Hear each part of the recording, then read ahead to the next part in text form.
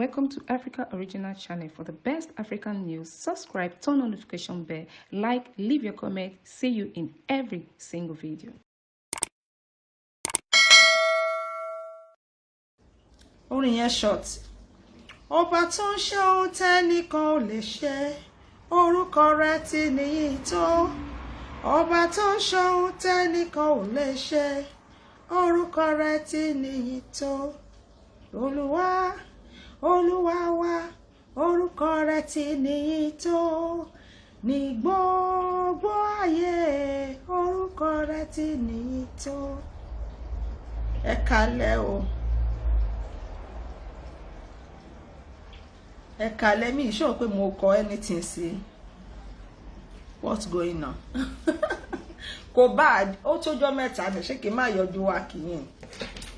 Ẹ rí wíìgì mi. Kí la fẹ́ sọ̀rọ̀ ń pẹ̀ lálẹ́ yìí. Mi ò ní time púpọ̀, mo máa wọlé láìpẹ́. But next week mo máa ráyè dáadáa. This week ẹ má bínú, mo busy díẹ̀ ni.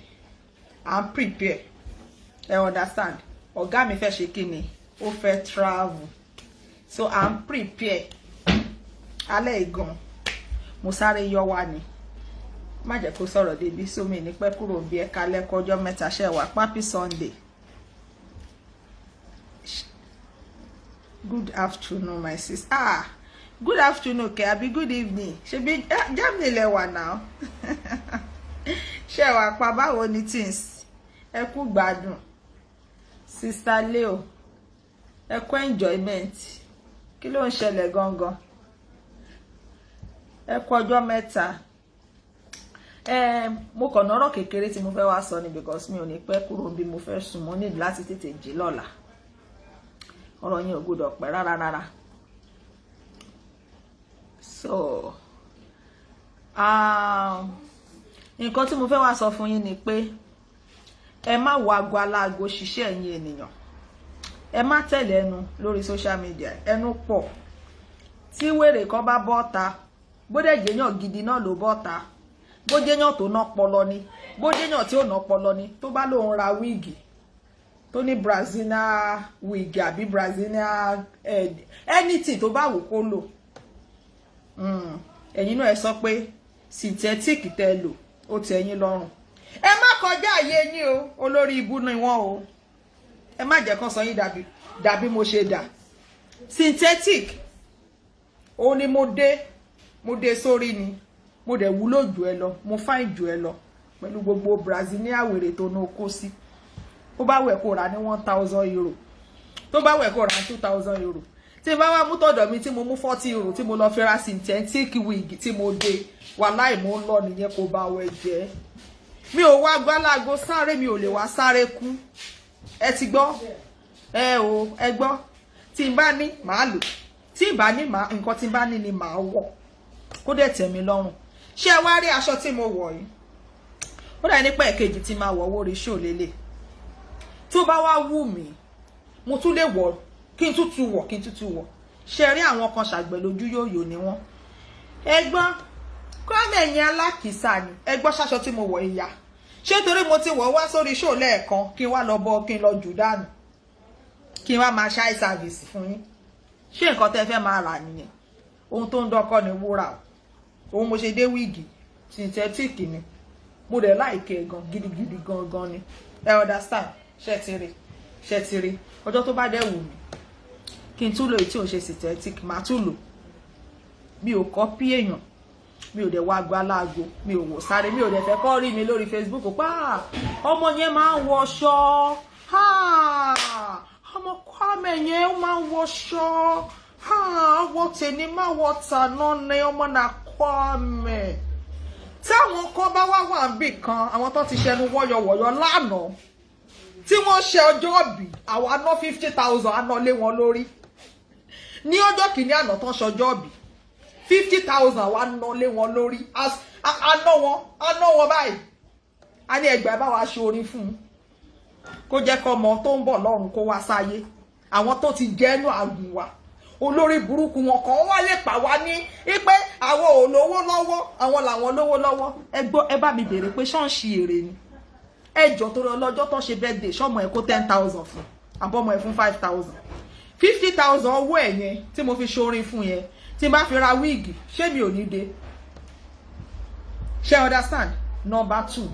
Number 3 èmi ò wo kọ́mẹ̀ntì o ẹni bá kọ́mẹ̀ntì kìíní èmi máa ń blọ́ọ̀kì ìgbé ni èmi ò ráyè torí àwọn ọjà àwọn èèyàn míì wà tó jẹ́ pé tó bá máa jàjà kún dórógbó wọn ò ní rí èèyàn sọ fún wọn pé má jà mọ́ ayé àwọn yẹn ti bàjẹ́ ṣe rírò àwa náà àwọn èèyàn lẹ́yìn tó máa ń pè wá pé àfẹ́ kó jà ṣé tí ẹ̀rẹ́ spatially ẹni yìí àti ẹ̀fẹ́ kó ta sí òun mọ ọkọ tí gbogbo èèyàn fi ń wò ó ni òun mójú tó fi ń wò ó ni ó yàtọ̀ sí ìwọ lọ́kọ ńlé ìwọ nọ́mọ ńlé ìwọ rọ́mọ tọ́ wọn ò gbọmọ lọ́wọ́ ẹ ayé ò bàjẹ́ ayé ò pinyìnkì ò bóra kú ara ò já yamayama gbogbo apẹ́ ò tiẹ̀ ò ní gbẹ̀rẹ̀ bí olórí burúkú lára tí ẹ ò bọ̀ jẹ́ eyín ẹ ló funfun nẹ́nẹ́nẹ́ yìí eyín ò ń ṣe kọlọ pink kò dẹ̀ kì í ṣe kọlọ yellow kò dẹ̀ kì í ṣe green kò dẹ̀ ń ṣe brown eyín funfun nẹ́nẹ́nẹ́ eyín funfun ní iye ọmọbìnrin kọ́mọbìnrin fẹ̀yìn sí bọ́dà kí wọ́n dà kiss ẹ̀ ni my dear come and kiss me kọ́kùnrin gan máa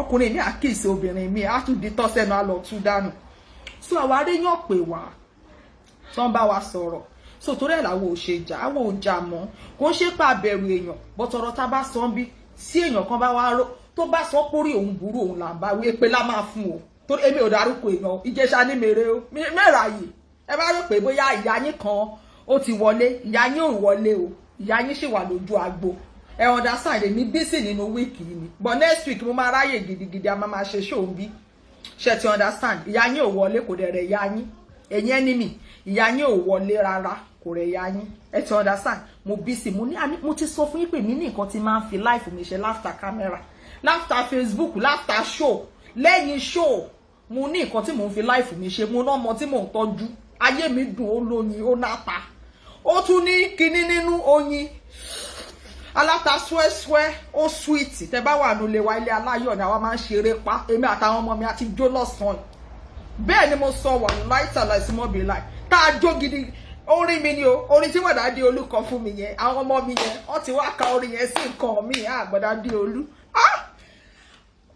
bóyá padà yìí ti dé Germany rí o àwọn ọmọ Germany ti mọ̀ yín báyìí o ó dàbí pé ẹ̀ ń bọ̀ Germany wá ṣoore fáwọn ọmọ mi o iṣẹ́ ni ó girigirigiri ibẹ̀ yẹn lọmọ mi máa ń fẹ́ jó sí especially àwọn ọmọ boys yẹn ọmọ làwọn ọmọ yẹn ọmọ làbáǹsì ni wọ́n àwọn ọmọ olóríire ọmọ ológo wọ́n níyàn kó sọ pé ọmọ òun lọ ń jalè kiri ní Germany orí mi kan ya ẹlẹ́dàá mi kan tí ó dá orí mi kan ya àwọn ò ní láti máa debunk nǹkan àwọn tó bá bìlì fọ̀rọ̀ yín orí wọn ló yí ẹ jẹ́ ká sọ̀rọ̀ gidi èmi ò ní bímọ ọrú ẹ̀ láyé mi ọmọ tèmi ń re owó tó fi ń ra nǹkan ó dà ní pọ́ǹtì sùn tó rán lọ skul lọ́la mo fẹ́ kẹ́ wo bàtà tọmọ mi fowó ra ayé onírò ò ní dá láyé ọmọ mi ọmọ kékeré ọmọ ọdún 12 ó mọ bó ṣe ń re owó tó fi ń ra nǹkan tó wù ẹ tọ́ ọmọ dáadáa lóòótọ́ a lè perfect 100% but ká gbìyànjú agbára wa lórí ọmọ ìyẹn tún bọ́ sẹ́gbẹ́ kan ìkejì wọn náà wọn kan máa sọ pé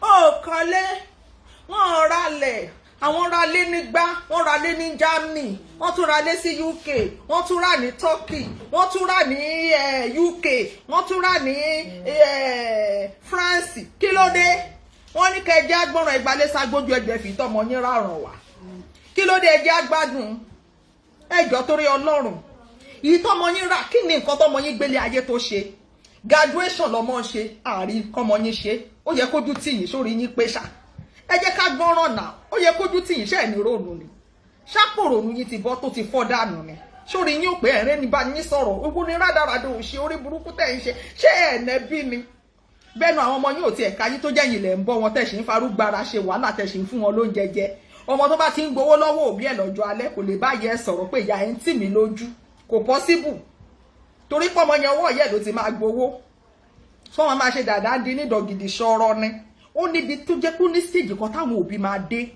ẹ jẹ́ ká sọ̀rọ̀ síbi tọ́rọ̀ wà èmi ò ń búyàn bí o àwa ti kúrò ní fracas wọ́n ti bá mi sọ̀rọ̀ pé kì í yé búyàn ọ̀rọ̀ tẹ bá gbọ́n bí àwa ń sọ̀rọ̀ ni ṣe understand ẹ̀mí mímọ́ ló ń gbé wá bẹ́ẹ̀ mi mímọ́ gbọ́n nǹkan tá àti Tọ́pẹ́ sọ ni àti Tọ́pẹ́ ní nígbà táwọn fẹ́ kó ní dúró wọ́n ní ẹ̀mí mímọ́ ní káwọn gbé ẹnu àwọn sàn ṣé understand bí mo ṣe wà yìí ọ̀rọ̀ tẹ́ bá ń gbọ́n bí ẹ̀mí mímọ́ sọ sí mi ní ibi bọ́dẹ̀ ṣe ń gbé wá báyìí ni mo wá lọ ń gbé sínú àti Tọ́pẹ́ ní ká digest yẹ ó ti wá digest mo wá ń pọ̀ ẹ̀ síta fún ìwọ tó fẹ́ ṣakọ lórí ọmọ ẹ̀ òbí tó ò bá lè ṣakọ lórí ọmọ ẹ̀ gbẹ́nu ẹ̀ sàn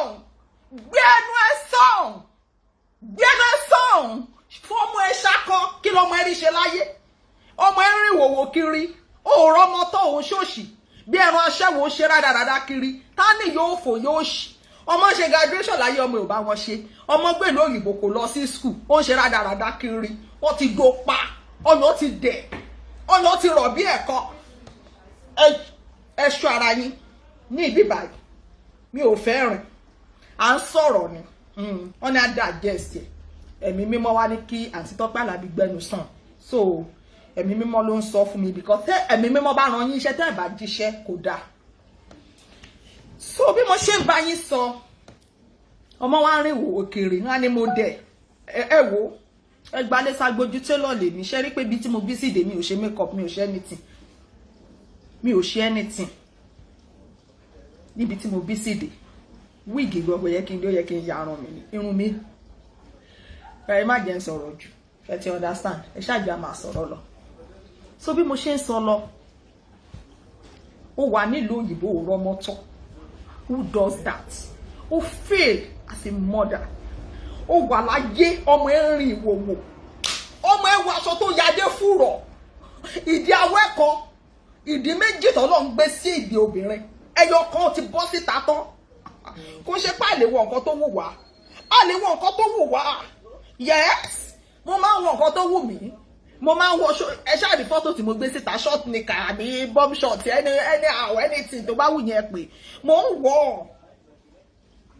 ń wọ kò sí nǹkan tí mi ò ń wọ bí mo ṣe wà yìí mo lè wọ Dunlop mo ń jáde lọ torí ẹ̀ mo ṣe máa sọ pé ìwọ tó bá wẹ̀ kó nu lọ ra Gucci 10,000 euro wàláì máa wọ bàtà 5 euro tẹ̀lé ẹ wọ́n á pè mí kọ́ tó pè ẹ́ òyìnbó tó ṣe ò ṣe fitting ẹ rí ya ìwèrè tó pèrè níbú ẹpọ̀n ẹjọ́ tó ń ṣe nǹkan ní Amẹ́ríkà ẹ rí nǹkan tó kó sí ni ẹ mọ iye tó lòun rà fún mi ni ẹ wo bó ṣe rí ẹ rí bó ṣe rí ni bí ìgbà tí gunu kó sínú gown so òyìnbó tó ṣe aṣọ kò ṣe fitting ẹ understand so bí mo ṣe ń sọ lọ ìwọ parent tó bá wà nílùú òyìnbó o rí ẹ̀tọ́ ṣe lórí ọmọ ẹ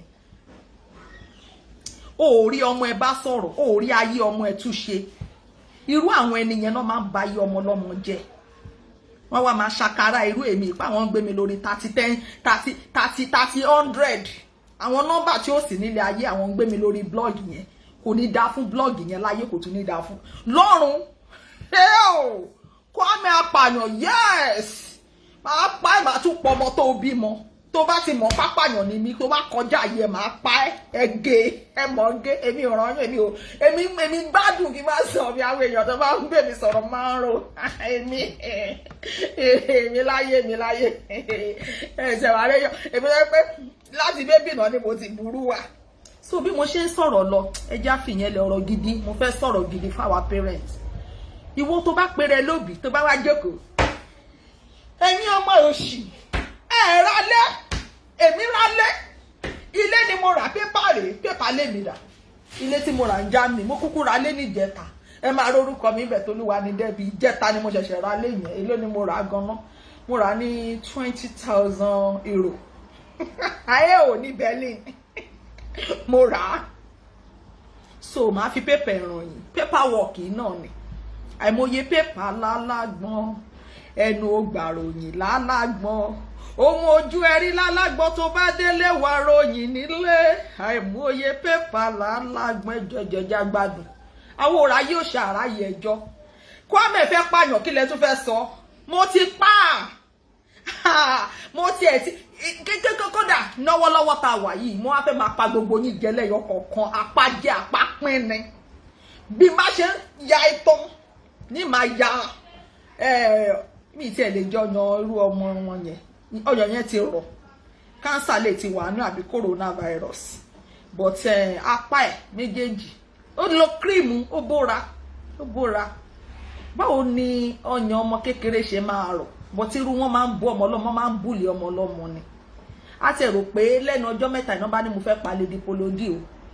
Èmi ti rò pé wọ́n ti lọ́ọ̀bù Lady Polody ni wọ́n fẹ́ adopt ẹ̀ ni, wọ́n wá fẹ́ rescue ẹ̀ kí Kwame má bàa ṣekú pa. Àdẹ̀fí bá tún ṣe rí lẹ́nu ọjọ́ mẹ́ta yìí lánàá sí èní sí ìjẹta àbí lánàá sí èní dẹ̀ ni. Tó yẹ pé Lady Polody dẹ̀nà tún wá mẹ́nu tó tún sá sórí ìgbà tó láwọn àwọn blọ́ọ̀gì káàkiri pé be after and before àìmọ́ wá ní kí ni ká wá ṣe sí ẹjẹ́ àgbàdùn tá ni òun lo filter nu wa, kí ni ká wá ṣe sí jẹ́ ká máa sá lọ ni, tá ni òun lo filter kò náwó sókè, kò sẹ́ni tí òun lo filter. ẹjọ́ pákéjì ló bá dé, ẹ páàkì ara yẹn pákéjì tí wẹ́rẹ̀ gan bá yọjú sẹ́ tó bá náà fáìn ní mo fáìn jù yàrá ya ẹ lọ, tó o bá fáìn tó sọ fún mo fáìn jù lọ, proud of yourself. Kí ni mo sọ fún yín? Ẹ proud bí mo ṣe wà yìí. Wọ́n ní kò dá kéèyàn máa mọ ìyá rẹ̀, mo mọ ìyá ara mi, èmi ò bá máa fáìn tó yín, èmi fáìn jù yín lọ pẹ̀lú Ọlọ́run òṣì mi dá. Ṣé rí mú mi tó pinrin, Ọlọ́run ló ní kó pinrin, tó bá yọ báyìí ó lè máa fi tì mí. Gbogbo nǹkan tọ́lọ́run dá sí mi lára Ọlọ́run ló ní kó dá bẹ́ẹ̀, tó bá jù bẹ́ẹ̀ yẹn lọ ó lè má fine. Mi ò ṣe tó sanra o, slim, mo dẹ̀ wà okay, ọmọ ò ṣe kinní kò dẹ̀ ṣe kinní jù. Ẹ ti understand everything níwọ̀n ọmọ tó jọ mọ́ mi ni bí mo ṣe wà yìí. Táyé bá ń jáyé tọ̀run jọ ọ̀run tí Jésù máa fi dé yìí lè sanra Ọlọ́run, but ara mi lè máa dán. Ẹ understand? So ẹ má yẹ anybody bully yín. Kí ni mo sọ fún yín? Proud of yourself. Gbogbo nǹkan tó bá mọ̀ ṣe tó bá ń dùn mọ́ ẹ nínú ṣe. Ọdún àjọ máa ń ṣe lórí Facebook ni, èmi ò like ẹ̀ torí ilé onígbàgbọ́ ni mo ti wá, but torí Facebook yìí náà ti kọ́ mi.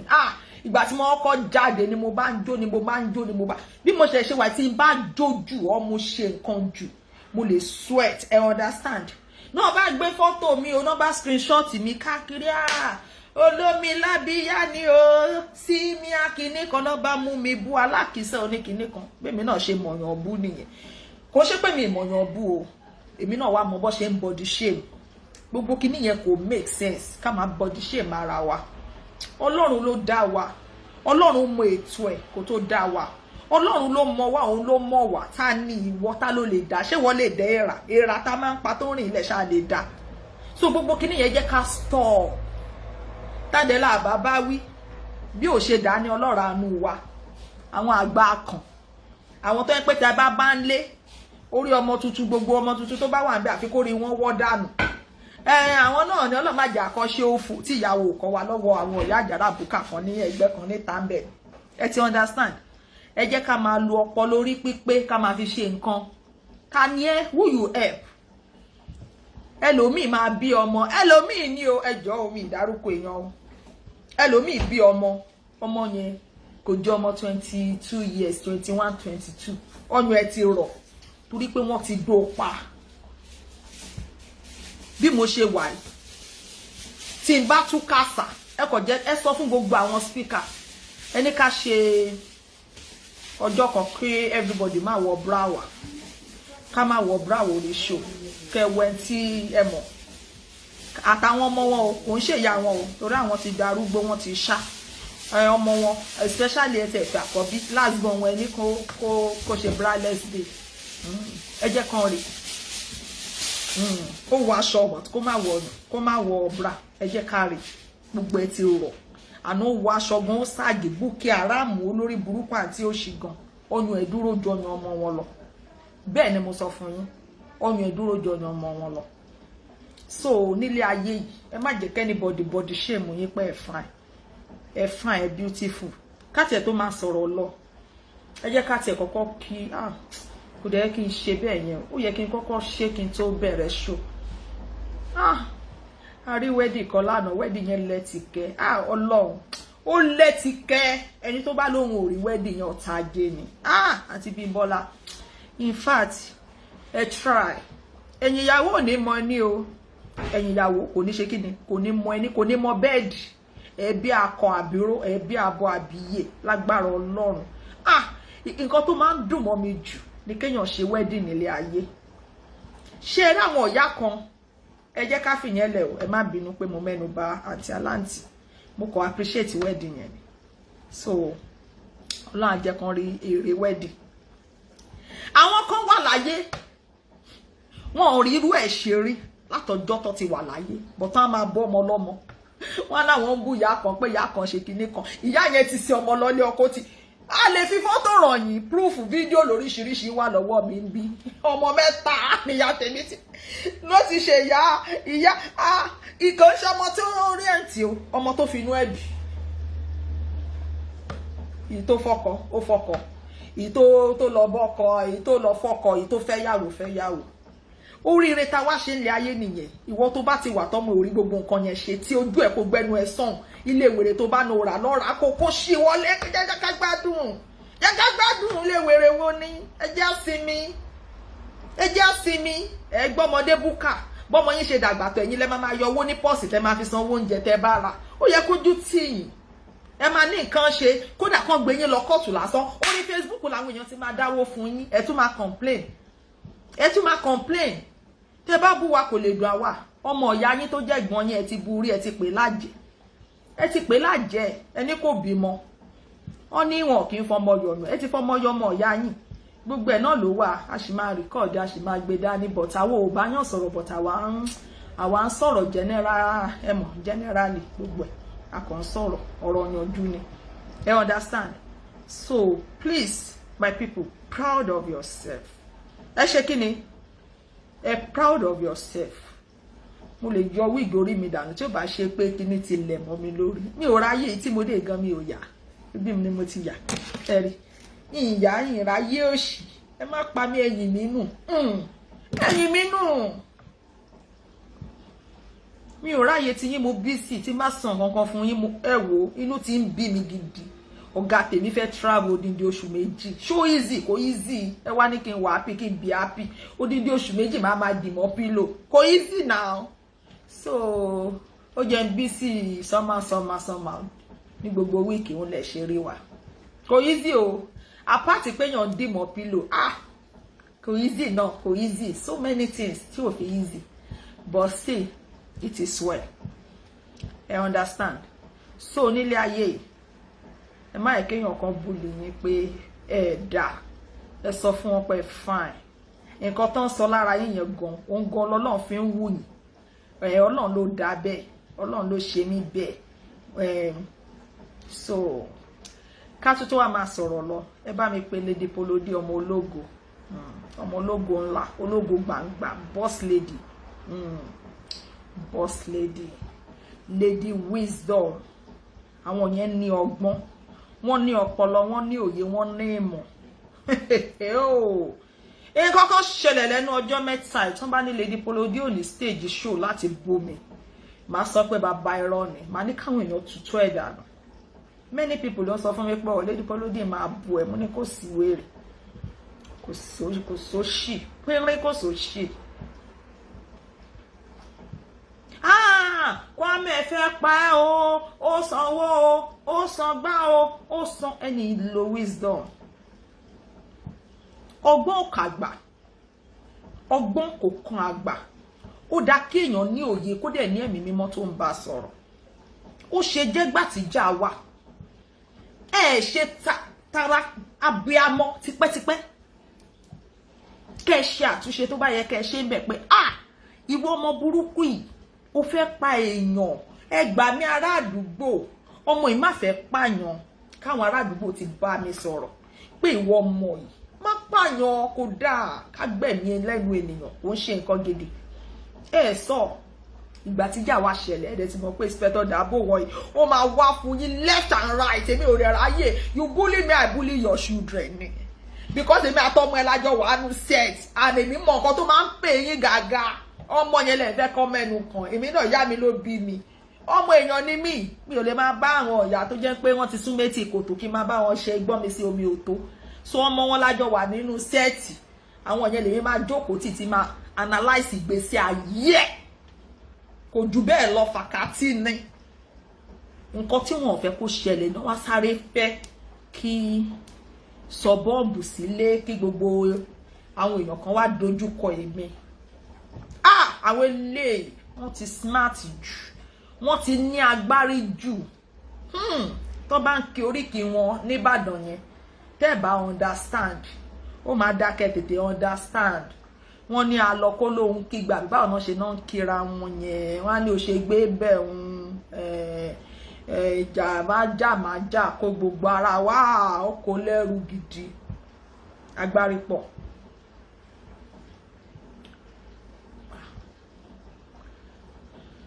So ẹ bá mi kí Lady Polody dáadáa. Ẹ ní pé kí ni Kwame kí wọn. You're not beautiful. Wallahi. Lady Polody, you are so beautiful. Láti ẹni lọ gbogbo ọ̀tá ayé yín wọ́n ní ṣàwọn tó dáa jẹ. Ẹni kan fọmọ ọ̀ràn wá. Kí lọmọ wọn ti make nílé ayé. Kí ní achievement ọmọ wọn. Tó bá ń béèrè tiwa, ẹ bá wa béèrè tọmọ wọn. Tó bá máa wí tó máa lo scope. Àwọn ọmọ mi ò ṣe show. Èmi àti yín la jọ ń ṣe show mo ń wò pé ṣé ọ̀rọ̀ yìí ṣó wọ́n gbájú àbí wọn. Wọ́n ti sún méjì kò tó. Àwọn ọmọ wọn tá jọ wà nù sẹ́ẹ̀tì gangan. Àwọn la fẹ́ rí ti wọn. Kí ná gbélé ayé ṣe gangan. Kí ni wọ́n ti gbélé ayé ṣe. Ẹ jẹ́ ká ṣe dáadáa. Ẹ jẹ́ ká rọ́mọ tọ́. Ká rọ́mọ tọ́. Ẹ stop wèrè. Ẹ ti understand. So pínrín kò so ṣe ara wọn lò ṣì wà. So nǹkan tèmi fẹ́ sọ nìyẹn. Ẹ yé máa sọ pé ẹ̀yin kan bá kan. Who you help? Ta ló rí yín? Ta ló mọ̀ yín? Ta ló dá yín mọ̀? Wọ́n ní bàbá Tinubu ti kú ẹjọ́ torí Ọlọ́run ẹ̀yin ènìyàn. Ṣé lóòótọ́ ni bàbá Tinubu kú? Tó bá lójó rọ̀ ń ta, ẹ lọ wò ta dáadáa òòrùn ló mú. Ẹjọ́ kò yé mi. Wọ́n ní bàbá Tinubu ti kú. Ẹjọ́ torí Ọlọ́run. Àwọn tó bá nóye àti tọ́nímọ̀ ẹ bá wa confirm ẹ̀ torí mi ò tí mọ̀ kókó ṣé lóòótọ́ ni bàbá Tinubu kú. Mislead náà ní nǹkan. Irọ́ pọ̀. Àpòrọ́ ọmọ ní tako ni. So bí mo ṣe ń sọ lọ nìyẹn. Mi ò ní time púpọ̀ láti lò. Nǹkan tí mo kọ̀ wá sọ lálẹ́ kò pọ̀ rẹpẹtẹ but next week a máa ráyè láti ṣe show dáadáa. Mo ń bọ̀. Hello ma.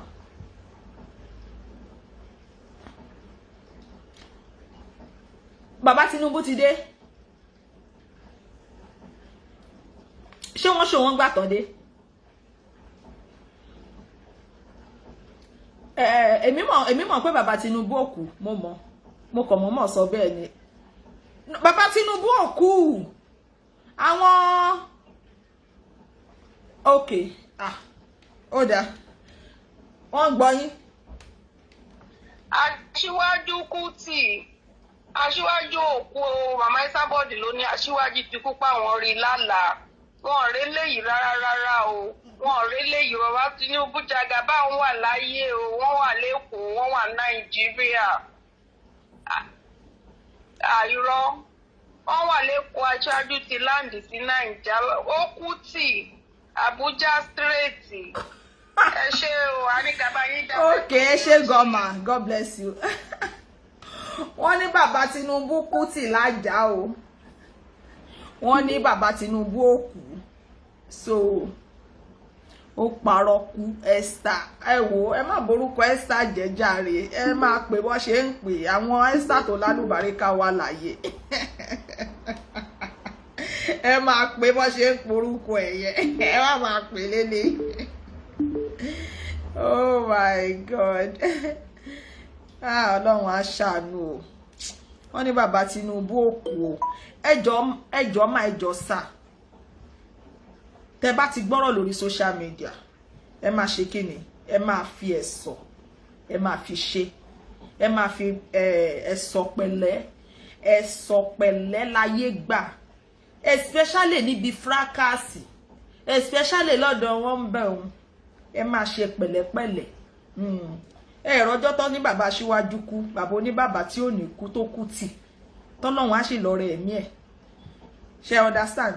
Mi ò sí nínú òṣèlú o, but pé kéèyàn máa parọ́ pé èèyàn kú yẹn, àwọ̀ ò rí sí. Ṣé ti understand? So irọ́ yẹn ni ò dáa. Irọ́ yẹn máa ń ba ọjọ́ mi téèyàn bá sọ̀rọ̀ wọn ní ìgbàgbọ́ because wọ́n ṣe lọ́jọ́ yẹn báyìí èrò pọ̀ tán wò pa bàbá Tinubu tán wò lọ. Àwọn gbogbo àwọn tó wò yẹn tán wá rí pé bàbá Tinubu ò kú sí kí lẹ wá fẹ́ sọ. so ẹ jẹ́ ká máa ṣe dáadáa ká dẹ̀ máa jà irú ìtawà ń ṣe ń bí motivational speaker ni ẹ jẹ́ ká tọmọ wa sí ọ̀nà tó tọ́ kọ́mọ wa máa wọ aṣọ tó ya dé gbogbo òdì kí ìbàdí kan kó sílẹ̀ kan ní mọ́dẹ́lì tá ní mọ́dẹ́lì òfò àwa máa wọn tó jẹ́ mọ́dẹ́lì tẹ bá rí mọ́dẹ́lì máa rí níbi station wọn yẹn òjò tí mọ́dẹ́lì ẹ stop ẹ ibo ló ti mọ́dẹ́lì àwọn wo ló mọ́dẹ́lì aṣọ fún ẹ gbé síta ẹ jẹ́ ká rí ṣé tọ́kì lọ ti mọ́dẹ́lì ní àbíbo náà ti mọ́dẹ́lì ọmọ yẹn ò ń ṣe mọ́dẹ́lì kò ń ṣe mọ́dẹ́lì ó kọ̀ jò ní wòwò ní bóyá àwọn tó ń ṣe pọ́n àbí tó ń ṣe oríṣiríṣi ni but ẹ má sọ pé mọ́dẹ́lì ẹ understand ẹ má sọ pé mọ́dẹ́lì ẹ̀yin mọmọ yín bò láṣìírí pé má yọ ọmọ lọ́mọ bàjẹ́ mọ́ṣáláṣí ni wà wọ òrebì kan àwa bíìsì ni ò tẹ́bà ti rí wa bíìsì so kò jẹ́ bó ṣe jẹ́ kálẹ̀ ìkò ní pọ̀ rẹpẹtẹ ẹ ṣáàjà máa ṣe dáadáa má jẹ́ kéèyàn bọ́dí ṣé èmọ̀ ẹ má jẹ́ kán sọ pé ò fine jù wọn lọ èmi sì kò sẹ́ni tó fine tó mi láyé níbi tí mo proud dé mo fine gidi gan o gidi gan gidi mi o mo fine bàjẹ́ wàláhì ó wá wẹ̀ kó máa wáṣọ ẹ̀kan èdè wàhálà ayé ẹ nìyẹn bó bá wù mí mo lè wọṣọ yìí kí n wọ̀ fún 2 years wàhálà tèmi nìyẹn kò kàn ẹ́ mi ò dẹ̀ yáwó lọ́wọ́ ò yáwó lọ́wọ́ mi fàkà tí má bà tèmi jẹ́ ọ̀nà ìlú mi jìnà mi ò wá ṣe adé kò dèrè mi ò ní gbé sájò àwa ò ní gbé ìyàwó ò ní síkì ká wá lọ wà gúnlẹ̀ sí home care ọlọ́run má jẹ́ kí yéèyàn tí ò gbé lu òyìnbó kó wá ti síkì kójú má bá tiẹ̀ gbà tó bá ti ba yé wọn jẹ́ tán ní gbogbo nàìjíríà kó wá ní kán wà yé ẹ wálé kán wá lu òyìnbó ìyá oníyà tí ò gbé lu òyìnbó ṣé ó tún wá kú sílùú òyìnbó tó wá lọ sílùú òyìnbó tó bá tiẹ̀ ní problem why tó ṣì go fund me káwọn ayé dáwó fún ẹ because ìlú ìkọ́ni ìyá yẹn gbé irú ìyá yẹn sì tó bá kú sílùú òyìnbó téèyàn bá sílùú òyìnbó ń sì òtútù máa mú ní torí kò mọ́ lára wọn á lọ wà ìyá oníyà gùn sílẹ̀ sí home house àwọn àǹfàgbẹ̀jẹ̀ ló ń disturb àwọn òyìnbó pa bọ́lá ìlú wo la tún já sí condition ìyá tún wá ṣe kí ni ó tún wá critical ju ti tẹ́lẹ̀ lọ pé kí ni mò ń wò yìí kí ló ń ṣẹlẹ̀ gbogbo ẹ̀ wá ń dàbí àlọ́ wà ń jọkò jọra wọn so ẹ má jẹ́ ká ṣe bẹ́ẹ̀ fún ìyá wa ẹ jẹ́ ká tọ́jú ìyá wa a gbọ́dọ̀ tọ́jú ìyá wa ọmọ tí ò bá ti tọ́jú ìyá ẹ̀ kò lè rí dùnú gbà lọ́wọ́ Ọlọ́run a gbọ́dọ̀ tọ́jú òbí wa a gbọ́dọ̀ ṣe dáadáa fáwọn ìyá wa a gbọ́dọ̀ ṣe dáadáa ẹni tó bá ní bàbá fún bàbá wa àwọn òbí wa méjèèjì tó wà sílé ayé yìí a gbọ́dọ̀ ṣe dáadáa fún wọn ẹbí tó bá nágbára láti tọ́jú ṣètọ́jú wọn ṣe understand but kókó ìyẹ́ ẹ bàbá ẹ torí pé nísìn wọn ò ní agbára tó wà láti fi ṣerú wàhálà táwa lè ṣe a lè máa support wọn ṣe understand èèyàn tó bá bọ́ síta lórí social media pé ìyá òun àjẹ́ ni kí ló tún wá fẹ́ sọ ń pa tiwa ìyá òun àjẹ́ kí ló fẹ́ sọ tí ó yẹ kó dùn wá kó yẹ kọ́rọ̀ wọn dùn wá torí pé ìṣe wọn ni ó ti mọ́ wọn lára ó ti bá wọn lẹ́jẹ̀ mu ṣe understand àwọn tó ń búyàn pé yóò fine àwọn dàgan ẹ fi wọ́n ràn wá àwọn dàgan ìmí dẹ̀kù báyìí ni kùn rí ìmí tẹ bá rí níbi swimming pool báyìí ẹ tún wò pé ṣé ìyá náà rí kí ló wá dé tó ń jọ̀nà kí níbi swimming pool lé ní báyìí ẹ wo ẹ jọ everybody ló ń ṣe package ló bá dé gbogbo wa la fine wọ́n ti ẹ̀kú díẹ̀ káàtó mo fine jù ẹ lọ èmi kò kàn mí ìwọ ló rà lébù mi èmi ò rí báyìí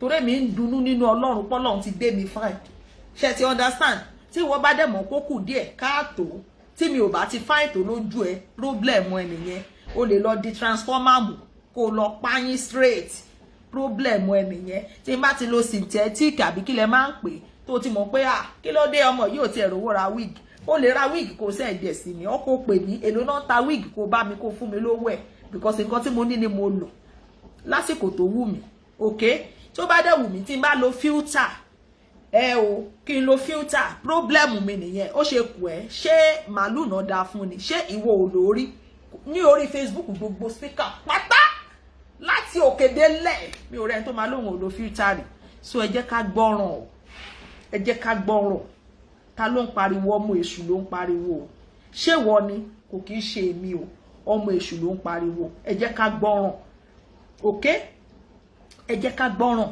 ẹlòmíì máa ṣe show báyìí ẹ máa rí blingi látòkè délẹ̀ ló máa ṣáná báyìí ẹ máa rí wúrà àti fàdákà lójú screen mẹ́ ṣé ẹ rò pé ó easy ni filter ló ń jẹ́ bẹ́ẹ̀ okay ní ṣe filter ni filter ni táwọn ọmọ kéékèèké bá tẹ̀ wá ń lo filter tá fẹ́ look sexy fáwọn fans wa ẹjọ́ ìwọ ní ti ya arúgbó ṣó dáa bẹ́ẹ̀ àwọn náà lo filter o àìmọye filter tó máa ń lò àwọn náà débi swimming pool ẹnu ọjọ́ mẹ́ta ìlàbárí ìyá nìyá bá jọ̀nà kì mú ní kí ló dé rántí lò níbi swimming yìí ni lẹ́wájọ àwọn arúnà kí náà ti ń pè àwọn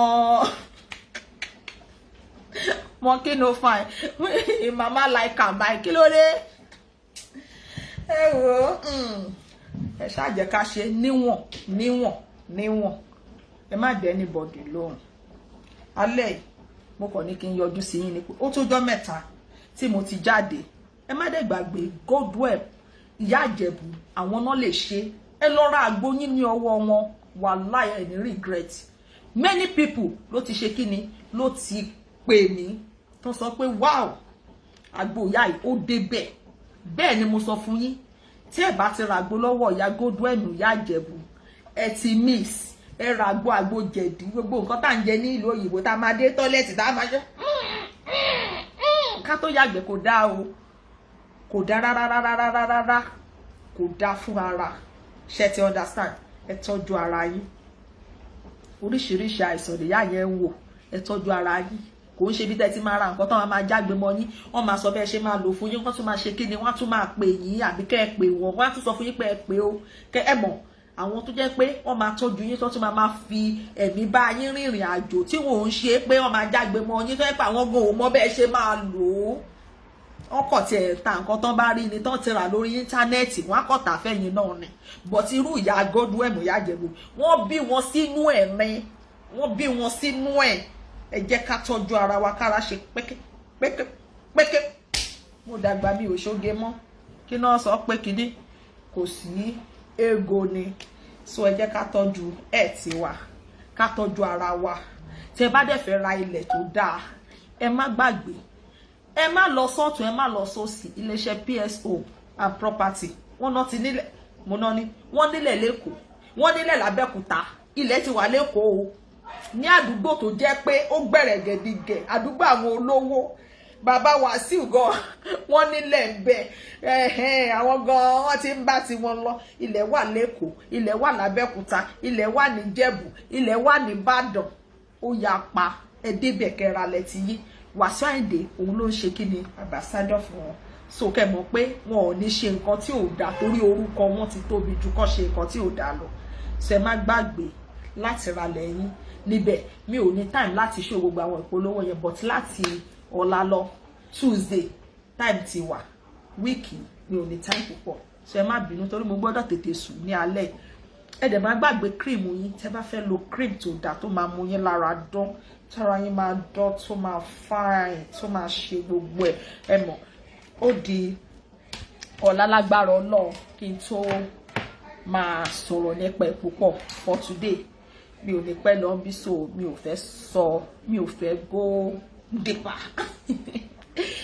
so kò jẹ́ bó ṣe jẹ́ ẹ̀yin tèmi ẹ má dáhùn o ẹ má dáhùn wọn ọ̀rọ̀ ọmọ wọn tọ́ wọn ò lè wá máa tọ́ àwa ń bí ẹ ti understand kán lọ lé wọn kán lọ tọ́ àwọn ọmọ wọn kán lọ mójútó ọmọ wọn kò dá kí ọmọ kí màdèṣe máa tọ́jú ìyá ẹ̀ kó máa rìn ìwòwò kò dáa ẹ lọ tọ́jú ọmọ yín nílé ẹ sọ fọ́mọ yín kó yé rìn ìwòwò kó yé ṣe abala ìdí kan sílẹ̀ kó yé ṣòbò bàǹbà bíi tìyá káàkiri ìrí ẹrí ìyàtẹ tó rọ ọmọ kò yẹ kó rí bẹ́ẹ̀ ẹ̀yà méjì ó jòkú gbẹ̀yìn kò yẹ kó rí bẹ́ẹ̀ so ẹ mójútó lé yín ṣe ti understand ọmọ yín 22 years yẹn tó bá bímọ tó bá bí ẹyọ kan ayayaya Ọlọ́run ló mọ bó ṣe máa ugly tó láyé tó wá kọ́kọ́ ṣe báyìí náà pọ̀npọ̀n tó bá wá wúlé tán a wá ṣẹ̀ṣẹ̀ slippers báyìí ọyàn a wá di báyìí a wá di slippers kí ọkọ wá wà nílé báyìí kéèyàn máa sáré lọ wọ bra kó sáré máa lọ wọ bra because ó máa wò pé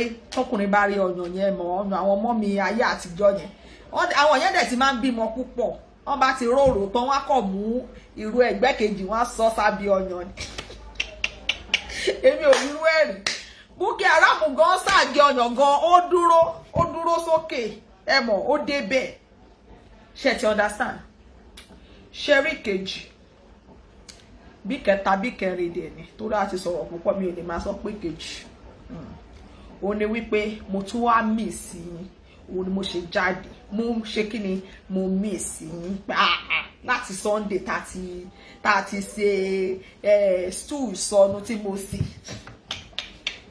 tí mo ti ṣe stew àti ilá àti ráìsì àtẹ̀wà mi ò tí ì ṣe ṣó kí n gbójú síta bí no mo nínú màá sáré wá kí n tó sùn so mo miss yín òun ni mo ṣe wá ẹ take care kẹ́ ní nice day ẹ tọ́jú ara yín ẹ tọ́jú ilé ẹ tọ́jú ọmọ ó wà very very important kẹ́ tọ́jú ọmọ anytime fáwọn ọmọ yín o time ló ṣe kókó tẹ́ máa bá wọn ṣeré tẹ́ máa bí happy bí tẹ́ bá ti ń ṣeré pa nǹkan mi ọmọ yín máa gist yẹn mọ̀ bó ṣe ń lọ ọ̀rẹ́ mi kan ní school ó ṣe báyìí ẹ̀yin gan ẹ wá story ẹ wá nǹkan kan sọ bóyá tó ti ṣẹlẹ̀ gbà tẹ́ wà kékeré tẹ́ wà school ẹ̀yin gan jù kan sí àwọn gan jù kan sí yín ẹ ti mọ orú ẹ̀ ibi tẹ́ ti máa mọra yín dáadáa táwọn ọmọ yẹn ti máa go deeper máa yọ àwọn nǹkan mi lóye pẹ̀yìn gan ẹ̀ ní expect ibi tẹ́ ti máa gbọ́ nìyẹn láti kékeré ká súnmọ́ wọn torí kékeré yẹn nǹkan tẹ́ bá ti ṣe báyìí òun ló máa bá wọn dàgbà ká dẹ̀ tọ́jú àwọn òbí wa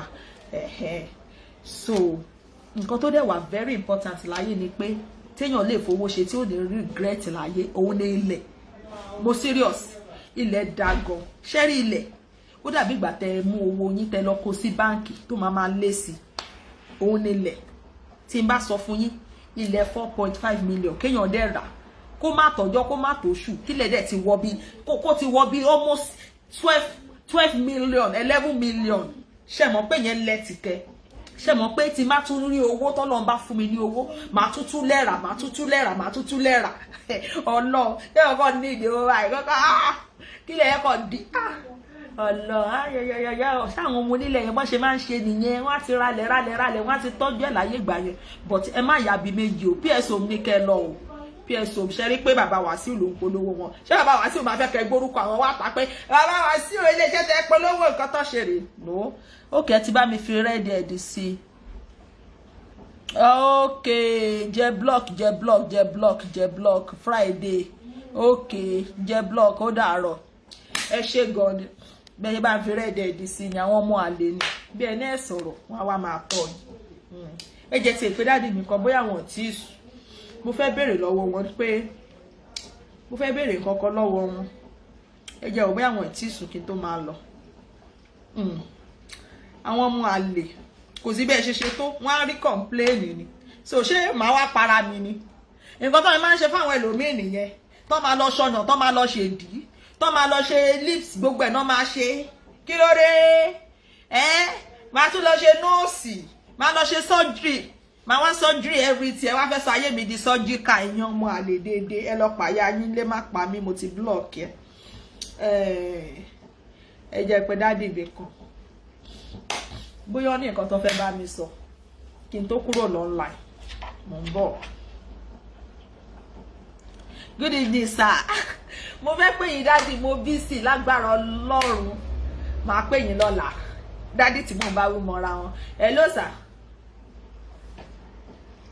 ṣé wà ókè o kí la fi ń ṣe Sunday kí ló ń ṣẹlẹ̀ gangan ládùúgbò yín yẹn a máa wà lórí ètò ni so mi ò dẹ̀ fẹ́ pẹ́ púpọ̀ mi ò sáré rọ́ọ̀ṣì ọ̀rọ̀ gan mi ò tiẹ̀ sọ̀kọ́ tó mo kàn já lóra wọn ni pé mi ò ní time but mo ti miss àwọn èèyàn mi so mo wá wò pé bóyá ní nǹkan tẹ́ fẹ́ bá wa sọ nípa kéèyàn máa dọjọ́ alẹ́ máa sọ pé òun ra lé kan káwọn wèrè kan lọ bú létí wọn wá òun ra lé kan àwọn ọmọ kẹrẹ àríkókó nínú ayé àwọn ọmọ ìwọ kẹ̀dẹ̀ ló ra lé ó dẹ̀ ní àwọn kan olòṣì bí wọn ìwọ kan lólówó kan níbì kan tó bá gbé lọ kóòtù báyìí orí Facebook náà ti máa dáwó àbí kán fẹ́ ṣe birthday náà wọ́n máa ní kán dáwó irú àwa ìgan 50,000 wá wà lọ́wọ́ wọn báyìí àwa dẹ̀ ṣe birthday àjẹ 10 kọ́bọ̀ wọn rí níbi tó tálákàdé bíi church bí èkúté church so wọn láwa ní ká pè yín pé ṣe ní nǹkan tẹ́ fẹ́ bá wa sọ àbí àbí báwo àbí ká sọ́dọ̀ ọjọ́ mi torí mò ń rọ́ọ̀ṣì. Ṣé ká fi yí sí speaker ni? Àti fi yí sí speaker báyìí. Okay.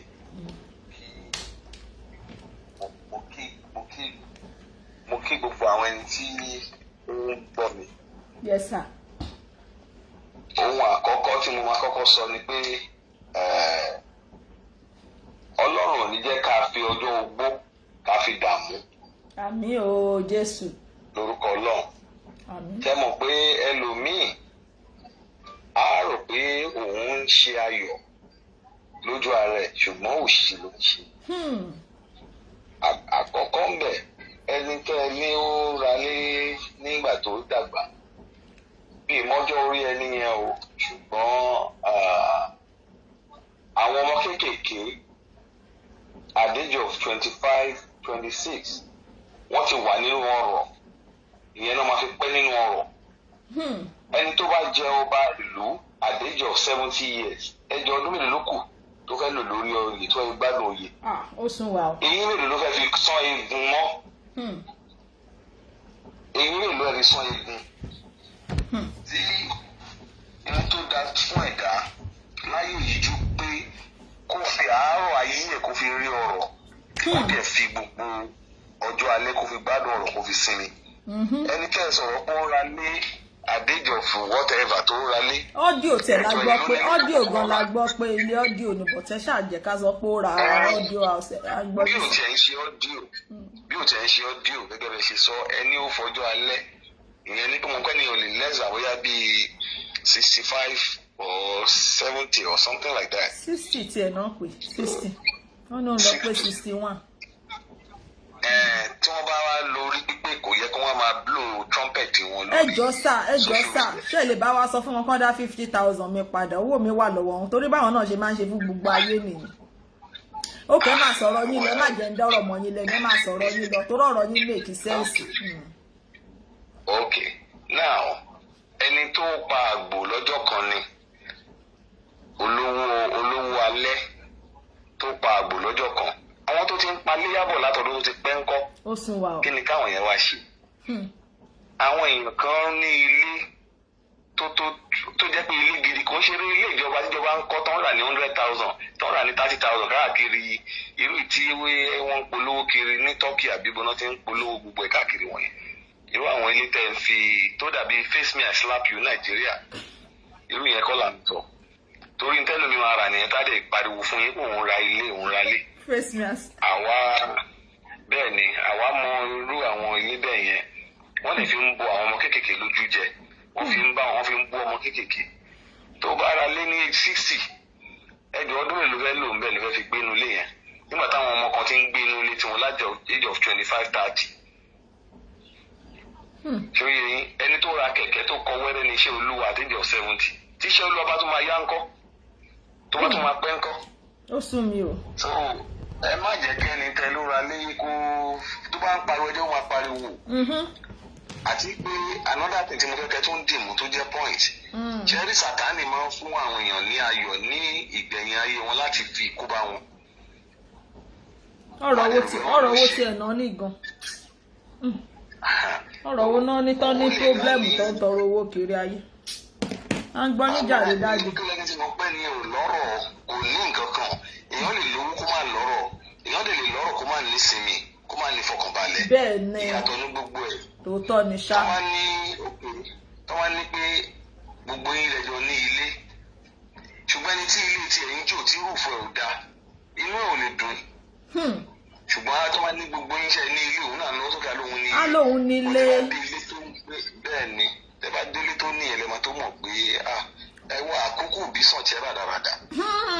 Another thing ni pé ẹni tí ò tọ́ ọmọ gbogbo ilé tó bá ń kó máa rà ní gbogbo ọjọ́ tó ń kó ra lé náà àwọn ọmọ náà láà gbé tàgbẹ̀yìn. Dádì ẹjọ́ sà ẹ come again ẹ bá ń tọrọ yẹn sọ wisdom ó yá mò ń gbọ́ ẹni tí ò ṣe kíni tí ò tọ́ ọmọ.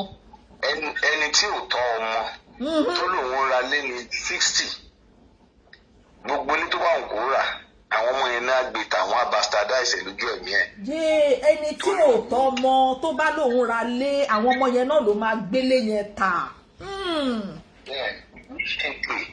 torí n tó bá gbìn níwọ yóò kà á ní Bíbélì sọ ẹni tí ò bá dẹ̀ tọ́jú òbí ẹ̀ kò lè rọ́mọ tọ́jú ẹ̀. but yes sir, kò sí bó ṣe lè. irú èèyàn tí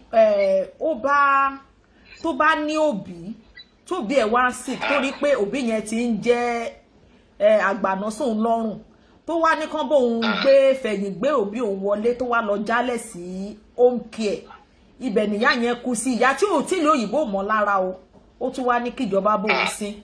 Kí lẹ rí sírú ọmọ bẹ́ẹ̀ yẹn, ṣé ọmọ tó dáa ni àbí kí lẹ rí sírú èèyàn bẹ́ẹ̀? Ohun tí màá kọ́kọ́ fi dá yín lóhùn níbẹ̀ yẹn ni pé ọmọ tó sọ ilé nù ó ti sọ àpò ìyàkọ́. Ọmọ tó fi òbí ẹ̀ ráre ó yí dandan kóun náà ráre lọ́jọ́ ogbó. Tó o bá ìyá tí ò gbé nílùú òyìnbó tó o lọ gbé wá kó wá gbé láàrin àwọn òyìnbó tó dẹ̀ pé ìwọ gan ò ní ṣojú ìyá yẹn tí ìyá yẹn lọ gbé ní home ìwọ gan ti kọ́ pa ìyá yẹn tí ìyá yẹn bá lè sọ̀rọ̀ kó gègùn fún ẹ ìṣẹ̀dá àwọn abiyamọ á gègùn fún ẹ ọmọ àṣírò ẹ̀ fún ẹ. Àwọn èèyàn wá dé ìlú òyìnbó tó wọ́n sọ àṣà wa nù ẹ dẹ̀ mọ̀ pé àṣà wa òun ló dáa jù. Ìlú òyìnbó táwọn ọmọ ò tọ́jú òbí wọn tí wọ́n rán òbí wọn iṣẹ́ àwọn èèyàn wa náà wá di ẹni tó ń kọ́pì àwọn àṣà rádaràda báwọn yẹn. Ṣùgbọ́n ìgbón yẹn ló ń jà lórí àwọn èèyàn wa tí wọ́n mọ̀. Èmi ń sọ kinní kan pé ìyá mi mo tọ́jú ọwọ́ mi ló kú sí mi lè gbàgbé ọjọ́ Sunday níyá mi kú. Lóòótọ́ ìyá mi ò kú sí ọwọ́ mi torí mi ò sí nílé nígbà tí ìyá mi kú mo ti lọ sójú ogun gbà yẹn. Ṣùgbọ́n gbogbo tí mo bá wà láyé mi ìyá mi amọ̀mọ́ ká máa ṣàdúrà fún mi tó bá wà ní ìsìn ó ti kú kò rí mi ò rí o ṣùgbọ́n ó lè máa rí mi. Ìgbà gbogbo mo dẹ̀ ń send owó sí mo ní kọ́ máa mi tọ́jú ìyá mi kó tó kú torí mi ò fẹ́ kí ègún ó ṣẹ lórí mi. Ó wà nínú Bíbélì náà tó o bá tọ́jú òbí ẹ̀ wà á rọ́mọ tọ́jú ẹ̀ àdúrà gbogbo wa ní ká rọ́mọ tọ́jú wa. One of the things mo fẹ́ kẹ́ mú dání ni pé àwọn èèyàn ń ra insurance wọ́n ra gbá wọ́n insure ilé wọ́n insure health. Tẹ́ bá wo ìbẹ̀rẹ̀ pẹpẹ ilẹ̀ Yorùbá àwọn ọmọ wa ní future insurance tá a máa ń rà àtọ́ àwọn ọmọ àfún wọn lẹ́kọ̀ọ́ torí kán lè tọ́jú wa lọ́jọ́ ogbó. Ṣùgbọ́n wọn tí mo wá ṣe wàhálà lé lórí tí mi ò wà ẹ́ sí hùmù nígbà tó kéré tí mò ń tọ́ ẹ tó bá yàgbẹ́ tí màá lòdì fún ẹ tí màá gbé ẹpọ̀n tí wàá kéré òsì màá jí ìgbà tí mi wá dọjọ́ ogbó tó wáyé kó tọ́jú mi tí mi ti dọmọdé padà tó wá ní hùmù ló tọ́ sí mi ọmọ á jẹ́ kó àwọn ọmọ ọ̀tí ẹ̀ nígbà wọ́n lọ sí hùmù abẹ́ bíríìjì ni wọ́n á sùn. Kò jù bẹ́ẹ̀ mi ò ń jẹ́rí ọ̀rọ̀ ayé yìí ọ̀rọ̀ Ọlọ́run ẹ̀dẹ́ ni onínú ẹ̀ lè máa dé ìsìn kó máa ní ohun gbogbo kó rò bí Ọlọ́run fi ẹ́ lọ́kàn balẹ̀ Sátánì máa ń fi hàn lọ́kàn balẹ̀ nígbà mìíràn torí gbogbo tí Ọlọ́run ṣe ni Sátánì náà fẹ́ ṣerú ẹ̀. So tó bá ń gbádùn ní ìsìn ẹ̀ sì dúró ẹmọ tó pé 60 years tó ń dún kò tí ì dàgbà ọmọdé sì ni ibi táwọn wà yìí àwọn ìyá 60 years ẹ bá rí wọn wọ́n dàbí 60 ni. Ṣùgbọ́n ló ní àti gẹ̀gẹ̀rẹ̀ torí kò túnra ṣe àwa wo 60 years ọjọ́ orí tó pọ̀ kan ọjọ́ orí wo ló pọ̀ ẹ wò ó ìyà ló ń jẹ o ẹni tí ó lówó tí a gbórúkọ ẹ̀ àwọn ọmọ kéékèèké ẹ lọ́wọ́ ẹ bá tiẹ̀ rí àwọn èèyàn bí nǹkan tiẹ̀ ń ṣe láwọn ọmọ kéékèèké tó ń jẹ́ dókítà tó ń jẹ́ nọ́ọ̀sì tẹ bá rí àwọn ilé burúkú tí wọ́n ń rà káàkiri ẹnìkan wá lọ ra létí ìjọba kọ àwọn face me and slap you a máa fi yẹn disturb gbogbo ayé a máa pariwo pé òun lọ́rọ̀ ọ̀rọ̀ wo ló ní ẹlòmíì ò mọ̀ tún mọ ọ̀rọ̀ ẹlòmíì ò mọ̀ tún mọ bọ̀rọ̀ kìíní èèyàn ẹlòmíì fipá ń gbéra ẹ̀ síta kán lè rí ṣùgbọ́n gbogbo ẹ̀ ẹni tí ò tọ́jú òbí ẹ̀ kò lè tọmọ tọ́jú ẹ̀ kó o bímọ bí ikú ẹ̀dá kọ́kọ́ wọn ò lè láàánú ẹ̀ tó bá tọ́jú òbí ẹ̀ kì í dépè kò ń ṣe kò jù bẹ́ẹ̀ lọ. So ẹ̀yin ẹ má jẹ́ káwọn èèyàn máa fi gbogbo pálapàla tí wọ́n wá ń display ẹ̀yin ọmọdé sì ní ìnà ẹ̀yin tí mo bí táwọn àgbàlagbà ìyá ẹ̀yin tó ń dé tí mo bí tó ń dé nìsín ń ṣe ìbẹ̀rẹ̀ ayé sí ẹ máa fi ara yín máa wé àwọn tó yẹ pé ayé wọn bàjẹ́ láti àárọ̀ ayé wọn Ọlọ́run fún wọn ní second chance Ọlọ́run fún wọn yẹn wọ́n tún wá fi dayé láàmú ẹ dúró dọjọ́ ogbó ọjọ́ alẹ́ wọn ẹ gbọ́dọ̀ ojú alẹ́ wọn ẹ máa wò wọ́n náà gbogbo ẹ̀ lájọ wò yìí ìpá náà ní BCC wa náà ṣá gbọ́dọ̀ máa pariwo pa ní nǹkan bẹ́ẹ̀ dẹ̀ ní ilé ta ní bí àti ta ní Nàìjíríà a lè polongo ẹ̀ síta tó pípé ojú ti gan àdéjọ 60 pé nǹkan táwa ní rí táwọn kan dẹ̀ ní mọ̀ rẹpẹtẹ ṣùgbọ́n gbogbo ògo ní forúkọ Olúwa ni. hallelujah. tí wọn bá ti yin Ọlọ́run lára ẹ̀ tí wọn bá yin Ọlọ́run lára ẹ̀ dájúdájú Sátánì ni wọ́n yin lára ẹ̀ ni wọ́n sìn lára ẹ̀ nìyẹn wàá dẹ̀ jẹ́wájú Ọlọ́run wàá jẹ́jọ́. So ẹni tó bá ń dúnkòkò mọ́rú yín ẹ sọ fún ẹni yẹn pé ẹ̀yin ṣẹ̀ bẹ̀rẹ̀ ni bẹ́ẹ̀ ẹ̀yin tẹ́tí débi tẹ́ dé àti mọ̀bí tẹ́ dé so ẹ lè dúnkòkò mọ́ wa torí ẹ̀ mọ̀bí táwa ń lọ. bẹ́ẹ̀ ni. èèyàn dé 50 something years ní ìṣẹ̀bẹ̀ sí ní kọ́lé ó wá ń pariwo mọ́ àwọn ọmọ tó ti ń kọ́lé láti age of 20. ó sún mi o. ẹ jọ kí n lè fẹ́ ìyá tèmi ilé tí mo kọ́kọ́ kọ́ sí Èkó àdéjọ mo ìwà ní secondary school gan ni mo ti amúra lẹ́yìn bóyá 700 kan nígbà náà owó iṣẹ́ tí mo kọ́kọ́ ṣe gbàrà láyé mi ní orí allen mi ní gbàgbé láyé àwọn owó iṣẹ́ tí mo kọ́ ṣe nìyẹn ni mo ti ra ilẹ̀ yẹn sí ìyànà pájà ó kó ní ìyànà pájà yẹn gbà yẹn ibẹ̀ níyà ìyá mi kú sí ibẹ̀ níyà mi náà kú sí ilé tí mo kọ́kọ́ kọ́ láyé mi nìyẹn. ìyànà pájà yẹn ń sìn tẹnira lẹ 700 naira yẹn àbí ẹ tó bá máa ra lẹ bẹ́ẹ̀ ń sìn aṣàkọṣe. pẹ̀lú tí mo sọ pé 700 naira yẹn mà owó tó fi la igbó la ìgbẹ́ owó ọmọ nílẹ̀ ìgbà wo ló fi jẹ́ gbogbo jẹ́ 700 ilẹ̀ fún rẹ̀ gan bóyá ló pé 250 naira bí nǹkan láyé ìgbà náà lọ gbogbo ẹ̀ náà dà lẹ́yìn nísìn ẹnìkan wá bẹ̀rẹ̀ sí ní ṣe kọ́lé àdéjọ 50 something ó wá lóun ra lé wá ń pariwo kiri orí Facebook tí yẹn ló kù tí wàá sí pé àìlẹ́kọ̀ọ́ àìkàwé àìgbẹ̀kọ́ láti kékeré nonchalant attitude uncivilized and uncultured human being àwọn èèyàn mess you see the way people mess up the social media makes people like us not want to have anything to do on social media with nobody because these people are just like a disgrace to humanity. But you can't see somebody who is sensible enough or who is well inclined to now. No, ẹ wo ẹyẹ máa ṣe tẹ́ ń ṣe lọ Ọlọ́run tó ti fún yín iṣẹ́ rí ìwé kọ́ ní gbogbo nǹkan mo máa ń gbọ́ gbogbo nǹkan tẹ́ máa ń sọ ńgbà míì àbí tẹ́lẹ̀ mi bá bu yín ṣe rí tó o bá kàwé tó o bá ka ọgbọ́n orí ìwé ẹ̀ useless ẹlòmíì lọ sí iléèwé kọjá lára wọn òun lè ṣe rí tó ṣe ń ṣe òṣìkiri tẹ́ ẹ̀rí káàkiri tó ń wí wọn torí wọ́n dorí ìwé kodò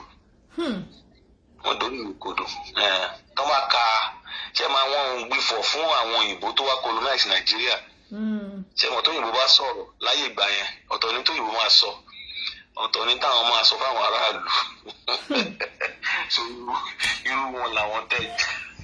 rádaràda. àǹtí mi ẹ jẹ́ kí n máa wòran tábà ní ká máa sọ̀rọ̀ lọ ilẹ̀ akún fàyà ó yé mi sà ẹ ṣé gan God bless you sà. Common sense is not common. So you deal with your common sense. Don't let anybody intimidate you. Don't let anybody bully you, victimize you, or call you whatever name. Èèyàn mélòó ń wò ẹ mọ iye èèyàn tó wà nínú àgbáyé ni. Èèyàn mélòó gbọ́ Yorùbá tí gbogbo wọn sọ. Yorùbá tí gbogbo wọn sọ èèyàn mélòó gbọ́. Population Yorùbá láàrin gbogbo the whole world. So why do you think they are relevant? The network is bad. Ṣóòótọ́ ni àbí kí ló ń ṣẹlẹ̀? Wọ́n ní network is bad.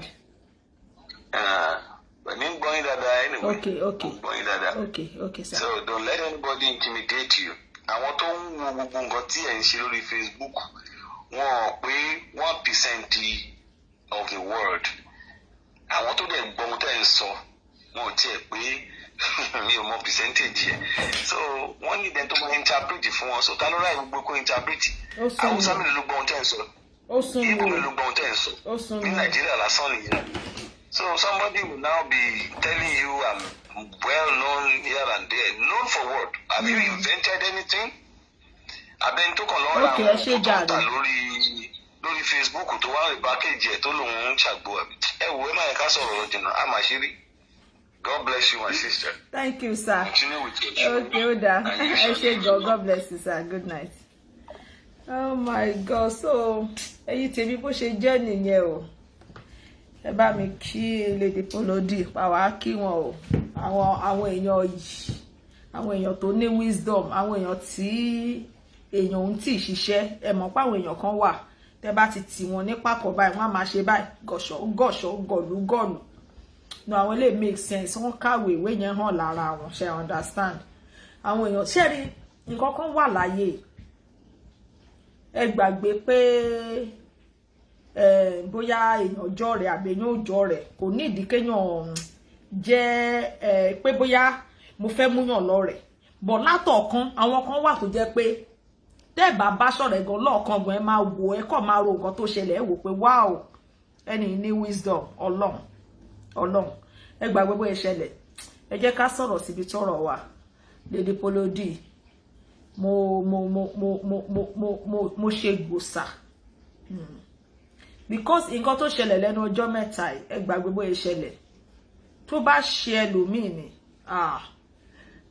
kò ń ṣe ọ̀rọ̀ kékeré ló ṣẹlẹ̀ yẹn because tèmi gan ṣe wà téèyàn bá ní wọ́n fẹ́ pa mí báwo ló ṣe máa rí lára mi mo máa react ẹ ti understand ó máa dùn mí gan pé wá kí ni mo ṣe fún ẹ ọ̀gbẹ́ni Wambi kí ni mo ṣe fún ẹ ṣe understand so but ó náwọn kan tó yẹ pé àkọ́dọ̀ Ọlọ́run ni wọ́n ní ọgbọ́n tiwọn kò ṣe pé èèyàn kan kò sí bó ṣe dàgbà tó ní kọ̀rọ̀ kan kó tí wọ́n ṣiṣẹ́ kí ni yẹn dẹ̀ yẹ kí n kọ́ gbọ̀ngàn lórí social media ṣe understand ó kọ́ mi lọ́gbọ́n gan ẹ worú kí náà ti ń porúkọ àǹtí ìsinmi ìfẹ́ dárúkọ ẹ̀ ó wà ní torí mi ní pẹ́ kúrò níbí báyìí bóyá kí n má sọ̀rọ̀ lọ síbẹ̀ lẹ́ni tí má sọ̀rọ̀ lọ bẹ̀ ó lè pẹ́ bí kò sọ̀rọ̀ yẹn mi ò ní gbàgbé ó ń gbénú mi gan ọ̀rọ̀ yẹn ó ṣẹlẹ̀ láàrin Bukky Jesse ní bọ̀tẹ́ ẹ jẹ́ ká fi sílẹ̀ nọ́mbà nǹkan tí máa sọ last kí n tó kúrò níbí báyìí ni wípé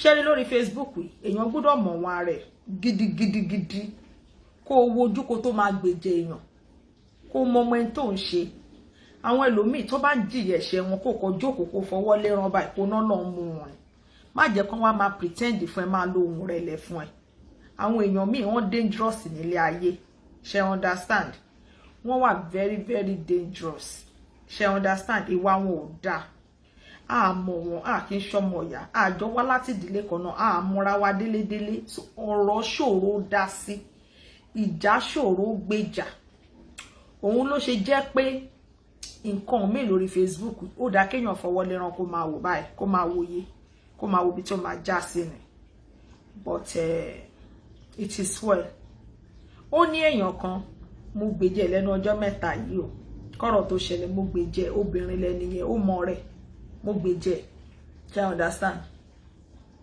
to the extent pé nǹkan míì tún ṣẹlẹ̀ gan ó pè mí ó wá explain tí mo tún ní òkè kò sí problem màá tún support yẹn màá stage show nígbọ̀rọ̀ ó ṣe Princess àti bàbá Ìjẹ̀ṣà ṣe bó ní kálukú ló ní opinion ẹ̀ ṣe bẹ́ẹ̀ tó bá wù mí ni mo máa support so ẹni yẹn wà bitter pé mo bú Princess mo support bàbá Ìjẹ̀ṣà ó wà bitter gan ṣe understand ó dùn gan ìgbà tí ọ̀rọ̀ èmi àti mọ̀mọ́ wọn lókè lọ́hùn ṣẹlẹ̀ ó wá ń bẹ́ kiri ó ń tọ́ kiri ẹni tí mo ti support rẹ̀ tí mo ti help rẹ̀ ó wá ń tọ́ kiri gbogbo mi tó bá ti ń bú mi báyìí kọ́mẹ̀ntì a máa rólùlù a máa jó a máa dànsíà wọ́n tẹ̀ tún ló ní fake blog tó ti ń blog mi wàhálà tí ẹ nìyẹn ṣe understand problem ẹ nìyẹn èmi ò ráyè òṣì mi ò ráyè fòṣì tí n bá wá next week gan ó lè já àwọn ọ̀rọ̀ gidi ẹ mọ̀ àwọn ọ̀rọ̀ tó make sense lèmi fẹ́ wá sọ problem ẹ nìyẹn tí wọ́n bá fẹ́ bú mi gbójú ẹ wá and nǹkan tí mo wá ní mo fẹ́ sọ last yẹn gan kí n tó sọ eléyìí ní ọ̀rọ̀ Bukky Jesse ṣé lórí Facebook ẹ mọ̀ wọ́n ara yín o àwọn olórí burúkú tẹ́ sọ pé ń bá ṣe yẹn Ọlọ́run ò ní jẹ́ kẹ́ bó lórí burúkú ṣe o àwọn tẹ́ náà ń bá ṣe lórí Facebook yẹn gbogbo èébú táwọn èèyàn ń bú yín nígbà tẹ́ wà pẹ̀lú wọn yẹn àbẹ́ tí ẹ̀ sí pẹ̀lú wọn àbọ̀ like yín tó ń kọ́mẹ́ǹtì sórí show yín èébú téèyàn máa bú yín tó jẹ́ pé wọ́n máa wà ń bẹ̀ wọ́n máa sọ fẹ́ni yẹn pé you are lying, shut up your mouth, shut up, we love Kwame, we love Kwame. Irọ́ ni o. Ṣé rí gbogbo èébú tẹ́ni yẹn ń bú yín gbà yẹn tẹ́yìn àti wọn yẹn tẹ́ ṣe like ara yín tó ń support yín yẹn kódà wọ́n máa kọ́mẹ́ǹtì wọ́n máa ṣépè fẹ́ni yẹn gbogbo ẹ̀ wọ́n bá yín ṣe kíni wọ́n bá yín pa á mọ́ bọ́ọ̀rọ̀ Facebook ṣe wà nìyẹn. Ìwọ tó bá tí ìwọ fracas tó gbójú ẹ síta kó ń jà má wulẹ̀ support má gbójú ẹ síta má bá wọn ṣe torí pé wọ́n máa padà ṣe fún ẹ. Ṣé rí gbogbo èébú tó náà ń bú yín yẹn tó ní wọ́n bá yín ẹ̀wọ̀n olórí burúkú wọ́n tún lè pè yín àbó rí pé olórí burúkú ni Bukky Jesse yẹn ni ó gbọ́ nǹkan tó sọ ni olórí burúkú ni ó mọ̀ pé bó ṣe sọ lọ́jọ́ kìíní àná nípa èèyàn kan náà nìyẹn àwa mọ̀ pé irọ́ ló ń pa yí gé yẹn ti bàjẹ́ irọ́ ni wọ́n ń pa o wọ́n bá yín tọ́jú ẹ o ọjọ́ tọ́rọ̀ bá ṣe bí ọ̀rọ̀ wọ́n á wá ọ̀rá gé kékeré yẹn wọ́n á ní wọ́n ń gbé síta ẹ wojú tèmi dáadáa ṣé mi jẹ́ tẹ́lẹ̀ bully tí n bá dákẹ́ tí mo fọwọ́ lérán ṣé mo jọ wèrè àbí mo jọ dìdìrín bí ti yín ni èmi ni Bukky Jesse sọ̀rọ̀ kí Bukky Jesse kó bọ́ síta pé gbogbo ọ̀rọ̀ tóun sọ yẹn òótọ́ ni tí gbogbo ọ̀rọ̀ tó sọ yẹn tó bá jẹ́ òótọ́ lèmi sọ gbogbo ọ̀rọ̀ yẹn fún ẹni kó bọ́ síta kó fi ọmọ kan ẹ̀ ṣépè sí tí ó bá lè fọmọ kan ẹ̀ ṣépè sí ẹ jẹ́ fọmọ lọ́mọlẹ̀ ẹni kó wá fojú ẹ̀ méjèèjì ṣépè sí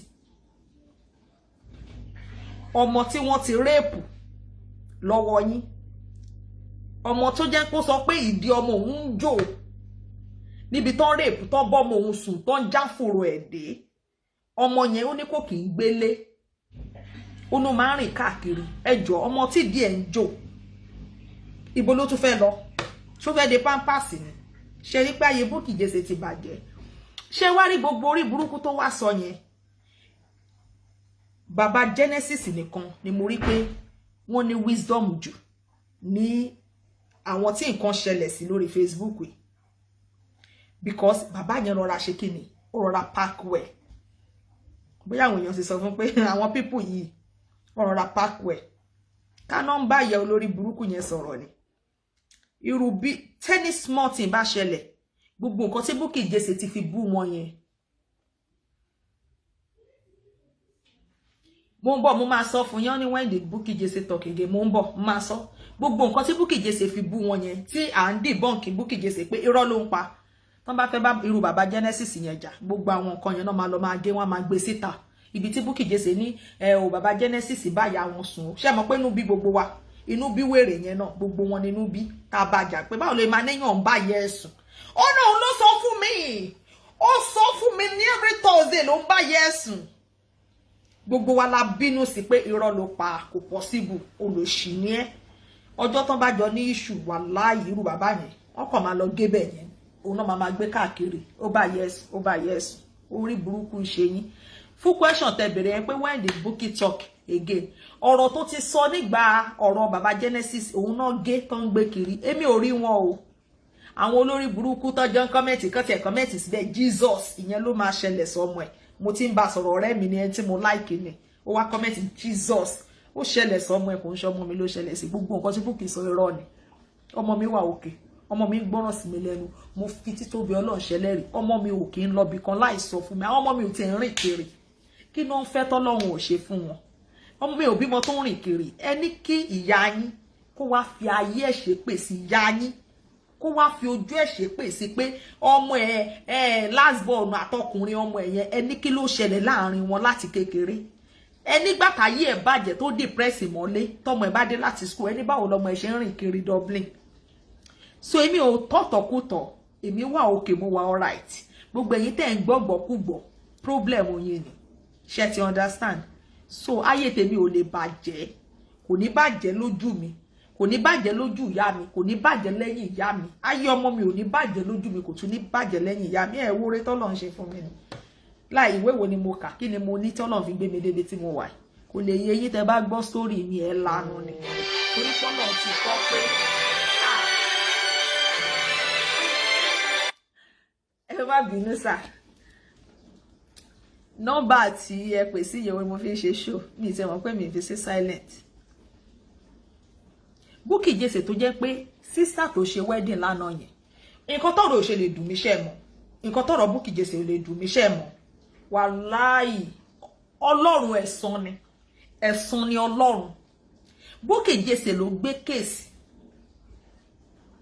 ẹ máa mọ ẹni tí wọ́n ń pè ní AJ Àbíkẹ́ Jagaba kò ń ṣàìmọ̀ fọlọ́kọ òun ló gbé kéèsì ọmọ ẹ̀ wá tà pé ọmọ AJ pé ọkọ tí AJ ń fẹ́ àbí boyfriend ó ń bá ọ̀tá ọmọ yẹn ó ń bọ́ ọmọ yẹn sùn ṣé understand ìgbà yẹn náà mo bá a sọ nígbà tí kinní kọ́kọ́ blog ẹ̀ kí náà porúkọ ẹ̀ Rutunkeshi mo bá a sọ so níìsín tó bá ní wọ́n bọ́ ọmọ mi sùn èmi náà ti ṣe fún yan ẹ̀san lọ́lọ́run so kò jẹ́ kó rí lè wàláì kò jẹ́ kó rí lè dùn mí ọjọ́ tó pèsè orí iṣẹ́ òòṣà sọ fún pé kó stop ẹ̀ òun ò fẹ́ torí ó ṣàmọ̀ parable mi ṣe understand but ṣe bá ń bá Bukky ṣe tó bá bá yín sọ̀rọ̀ wàláì ẹ máa sọ pé òótọ́ ló sọ because ó máa sọ̀rọ̀ yẹn pẹ̀lú ìtara bí ìgbà tó sọ fún tó ṣojú ẹ̀ tẹ́ bá ní ẹṣu ọmọ ní àkílẹ̀ mi ṣé bẹ́ẹ̀ ṣe rí mi yẹ́dẹ̀ mọ̀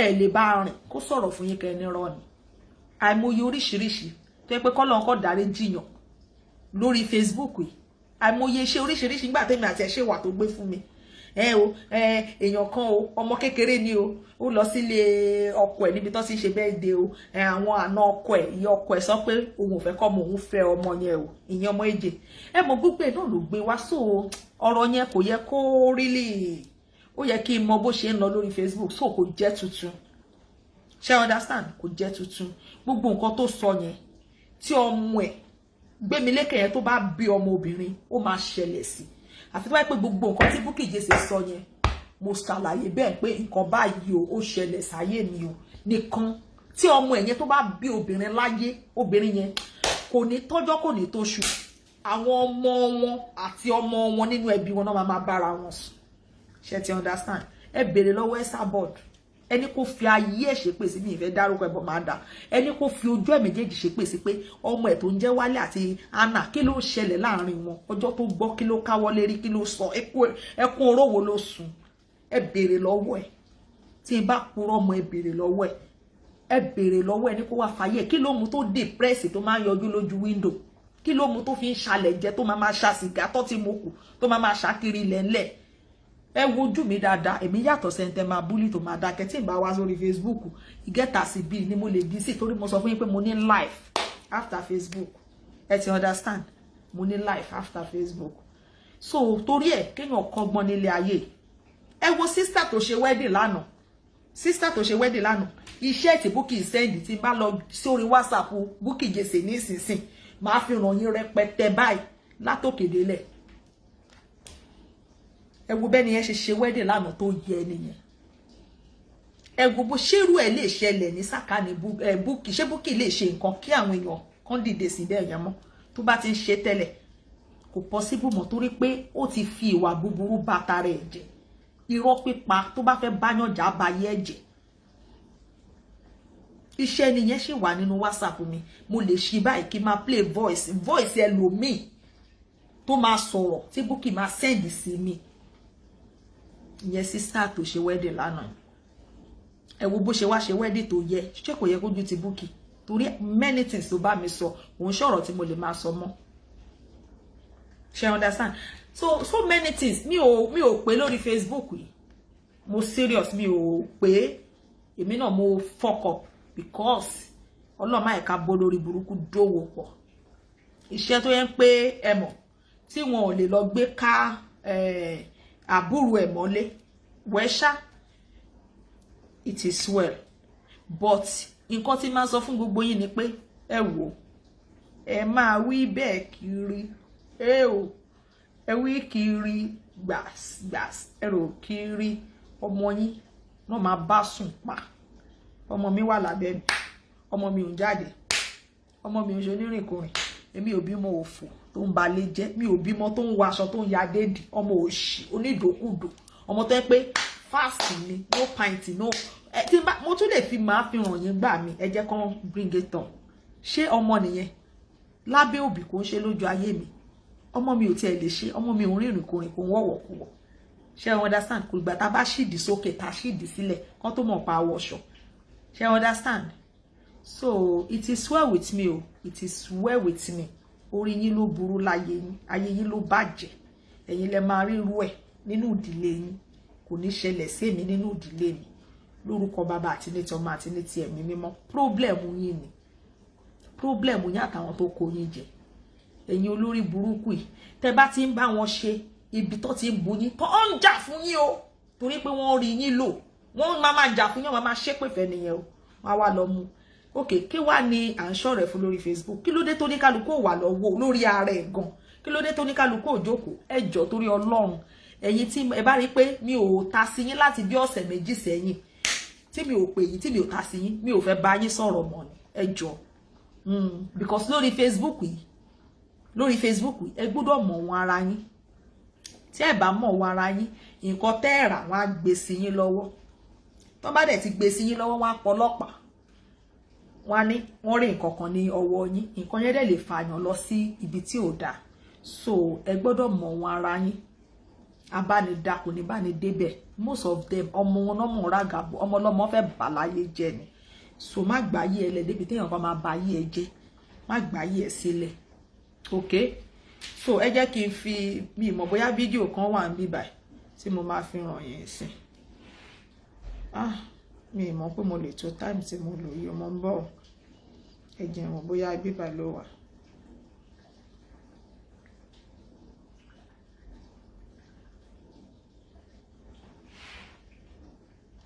Ṣé bí ni mo share sí? Ṣé mo share? No, ilé ikọ́. Okay, ó dà ní pé ẹ jẹ́ lọ wo Tolúwa Lọ́pẹ́ Deborah.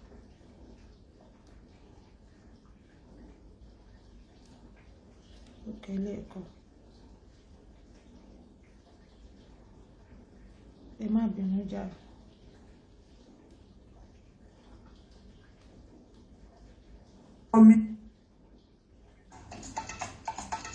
Ọ̀rọ̀ ọmọ Ọlámídé mo sì máa wá sọ ń pẹ̀ náà. Ọlámídé àti Ṣashina Peter, but mi ò tí ì ní time, bóyá nínú week tá máa bọ́ sí.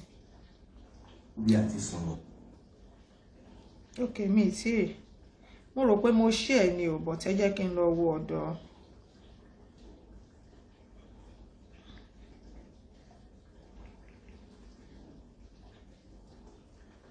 Tí n bá ti share by problem ni, àti rí máa di share.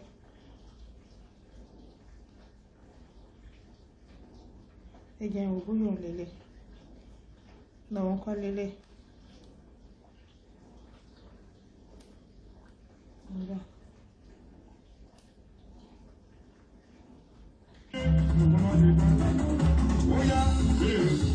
Nítorí adé sẹ́nẹ́tọ̀ tó ń lọ́wọ́ mọ́.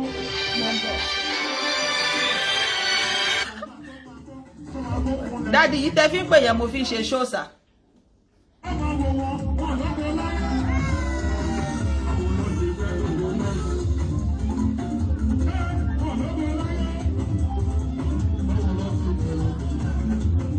Mo fẹ́ kí Lady Polodi wọlé o. Lady Polodi nìyẹn o. Nítorí adé sẹ́nẹ́tọ̀ tó ń lọ́wọ́ mọ́. Ó ń sanwó ábì àti bọ́m̀bọ̀mà tó máa bọ́ fún lẹ́nu mi ara wa. Ó ní adé máa ṣe régélé adé ìlú kẹfẹ́.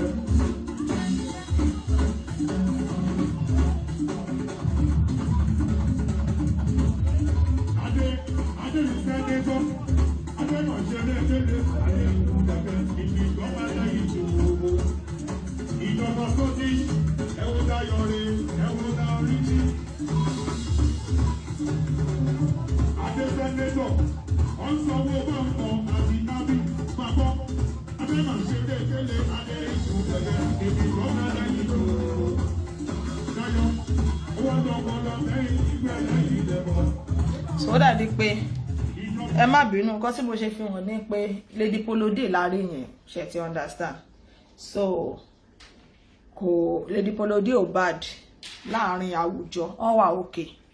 Ó dà ní pé fọ́tò tó ń gbé kiri yẹn, ibi tí wọ́n wọ aṣọ tó tóbi, so video yẹn súnmọ́ wọn jù but àwọn la rí lórí ojú agbo yìí so Lady Polody ó ṣe é rí lọ́mọ kò bàjẹ́ kò bad Lady Polody ò bad òun lélẹ̀ ṣe gbogbo wa la mọ national ṣàjọ ń ṣe show ni eléyìí kò sí filter bẹ̀ ṣe ti rí so kẹ kó ṣì dànù Lady Polody ni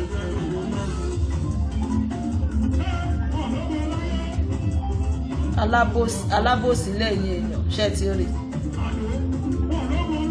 Lady Polody rè báwo ló oh fine pointed nose kí ló dé ẹ jẹ́ ká gbáràbù tá máa ń ṣe fúnra wa kúrò jàre ó wà okay. Hello daddy hello sir yìí tẹ́ ń pè sí yẹn mo fi ṣe show ni orin tí nǹkan sálẹ̀ gbà mí ẹ jẹ́ stop orin mo máa pè wọ́n padà.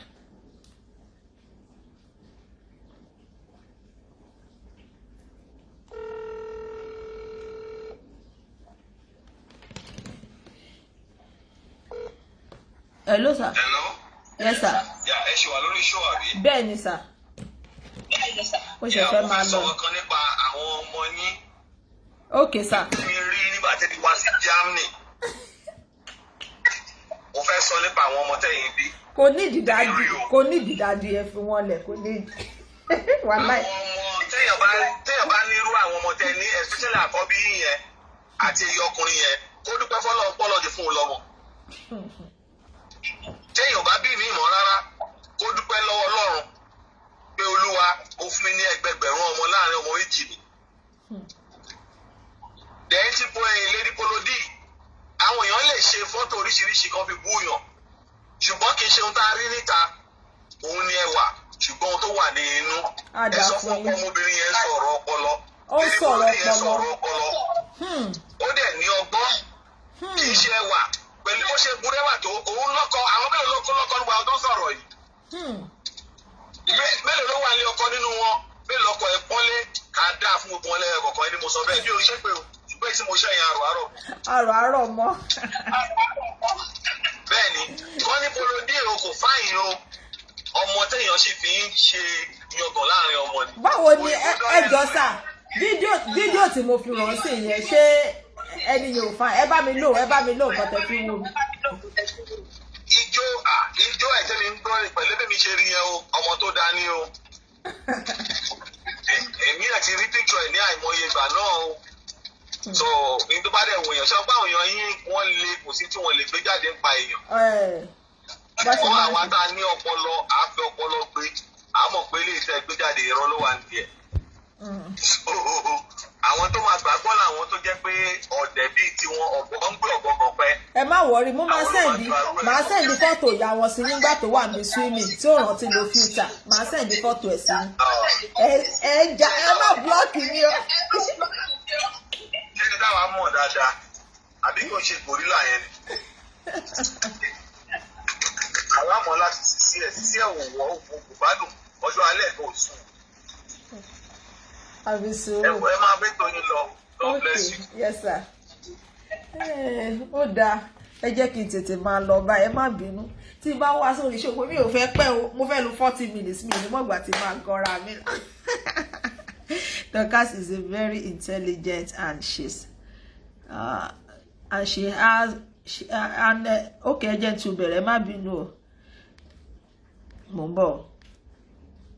Dorcas is very intelligent and she has confidence in herself. Á dáa fún yín jàre kò ní bàjẹ́ fún yín láéláé.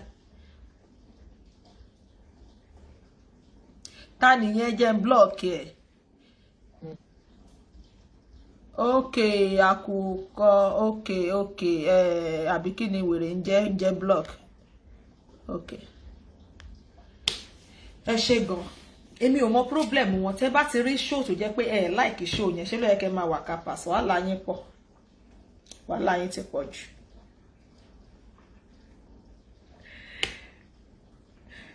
Ọlọ́run Polo Wisdom Ọlọ́run beauty in and out Ọlọ́run Twale mama wàláì mo like comment yẹn gbé fún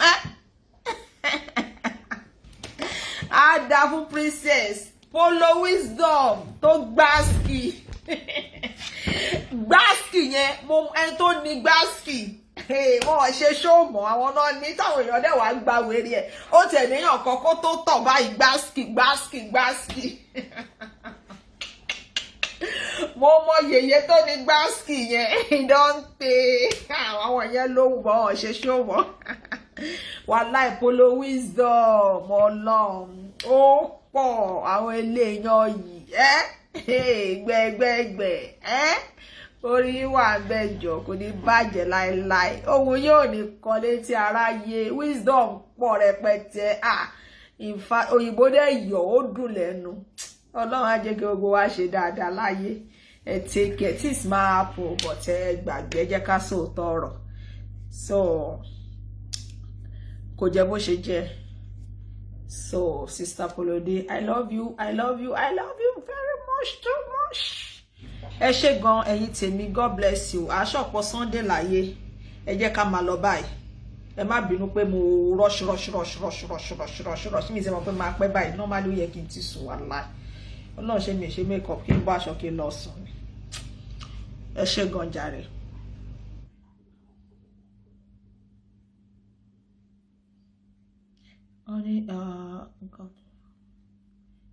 Bẹ́ẹ̀ni be careful of àmọ́mọ́ ẹ má worry lọ́wọ́ ìkò tí ẹ jọ mọ́ kò jọ.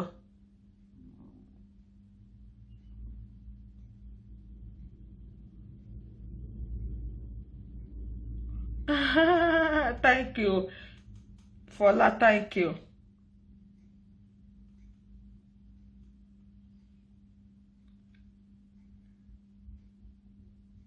Oh, Mommy D William, ṣé ti gbọ́. Mo rí comment yín.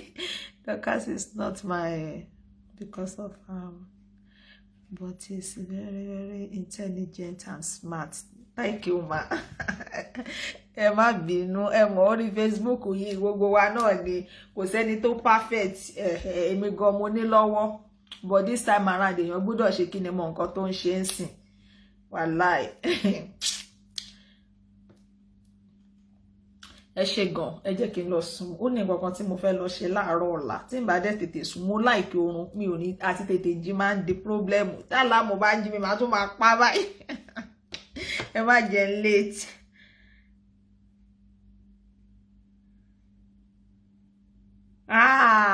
Debbie. Orí yín wà ńbẹ̀. Ìwé lẹ́yìn wà látọjọ́ ẹ tẹ́ ń watch for the first time ke. I love Dorcas not because of show but smartness. Yeah, thank you, Daddy.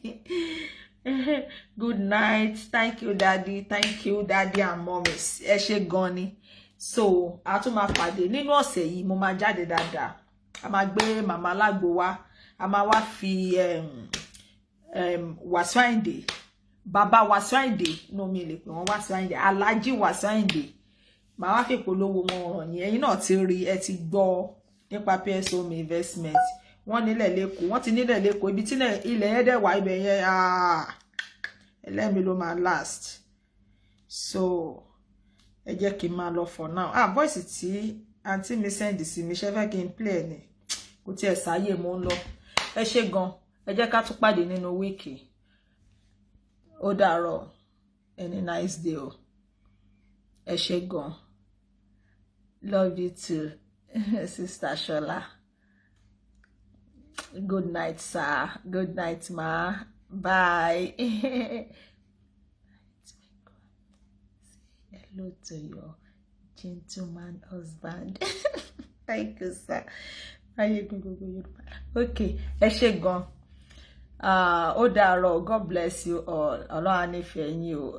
Ní báláyé fọwọ́ tí o. Agbọmọpọ̀ ní gbọmọpamọ́ wa lọ́wọ́ o. Ọlọ́run á dáàbò bò wá o. Àwọn tó wá sọ pé ẹ fine ẹni ẹ fine jù ya àwọn lọ́ẹ̀rí mi ni. Ẹ̀rí mi wọ́n beautiful. Àníyàn mo fine jù pẹ̀lú synthetic àbí kí lẹ máa ń pè. Mo tún sì fine, mo tún sì unique. Ọmọ náà kí ló ṣẹlẹ̀? Gbé fún ọmọ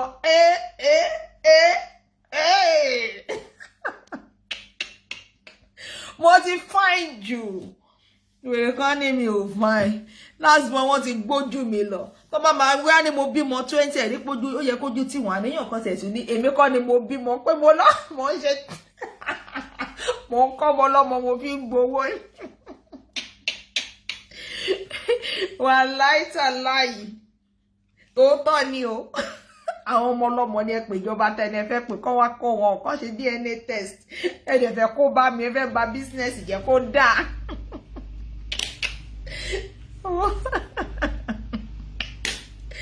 Akódà mo lè ti jẹ́wọ́ jẹ́jẹ́ ọmọ yìí ọmọ sísà mi ni eléyìí ọmọ ọ̀nkù mi ni kódà ẹ má máa kó báyàn orí Facebook yìí ẹ má máa kó bá ẹjẹ méjèèjì máa kó bára wa ẹ jẹ́ ká stop ẹ bully ní gbogbo wa bully ẹ jẹ́ ká stop ẹ body shame máa ṣe rán dáradára ẹ jẹ́ ká stop ẹ ó bá nílé oníforí ààrẹ wàhálà yí ẹ nìyẹn ó lè ra tèmi mọ́ tiẹ̀ mi ò lè kúrò nílé mi kí n gbẹ́sẹ̀ kan kí n wá gbé sílé ẹ so ẹ jẹ́ ká gbọ́ràn ẹ lọ tọ́mọ yín kọ́ yé fi ìdí abala ìdí kan sílẹ̀ kò bá ètò Ọlọ́run mu ẹ ti understand so dàárọ̀ ẹ ṣé gan any nice day bye good night. Hello, welcome to Africa Original Channel. For the best African news, subscribe, turn on notification bell, like, leave your comment. See you in every single video.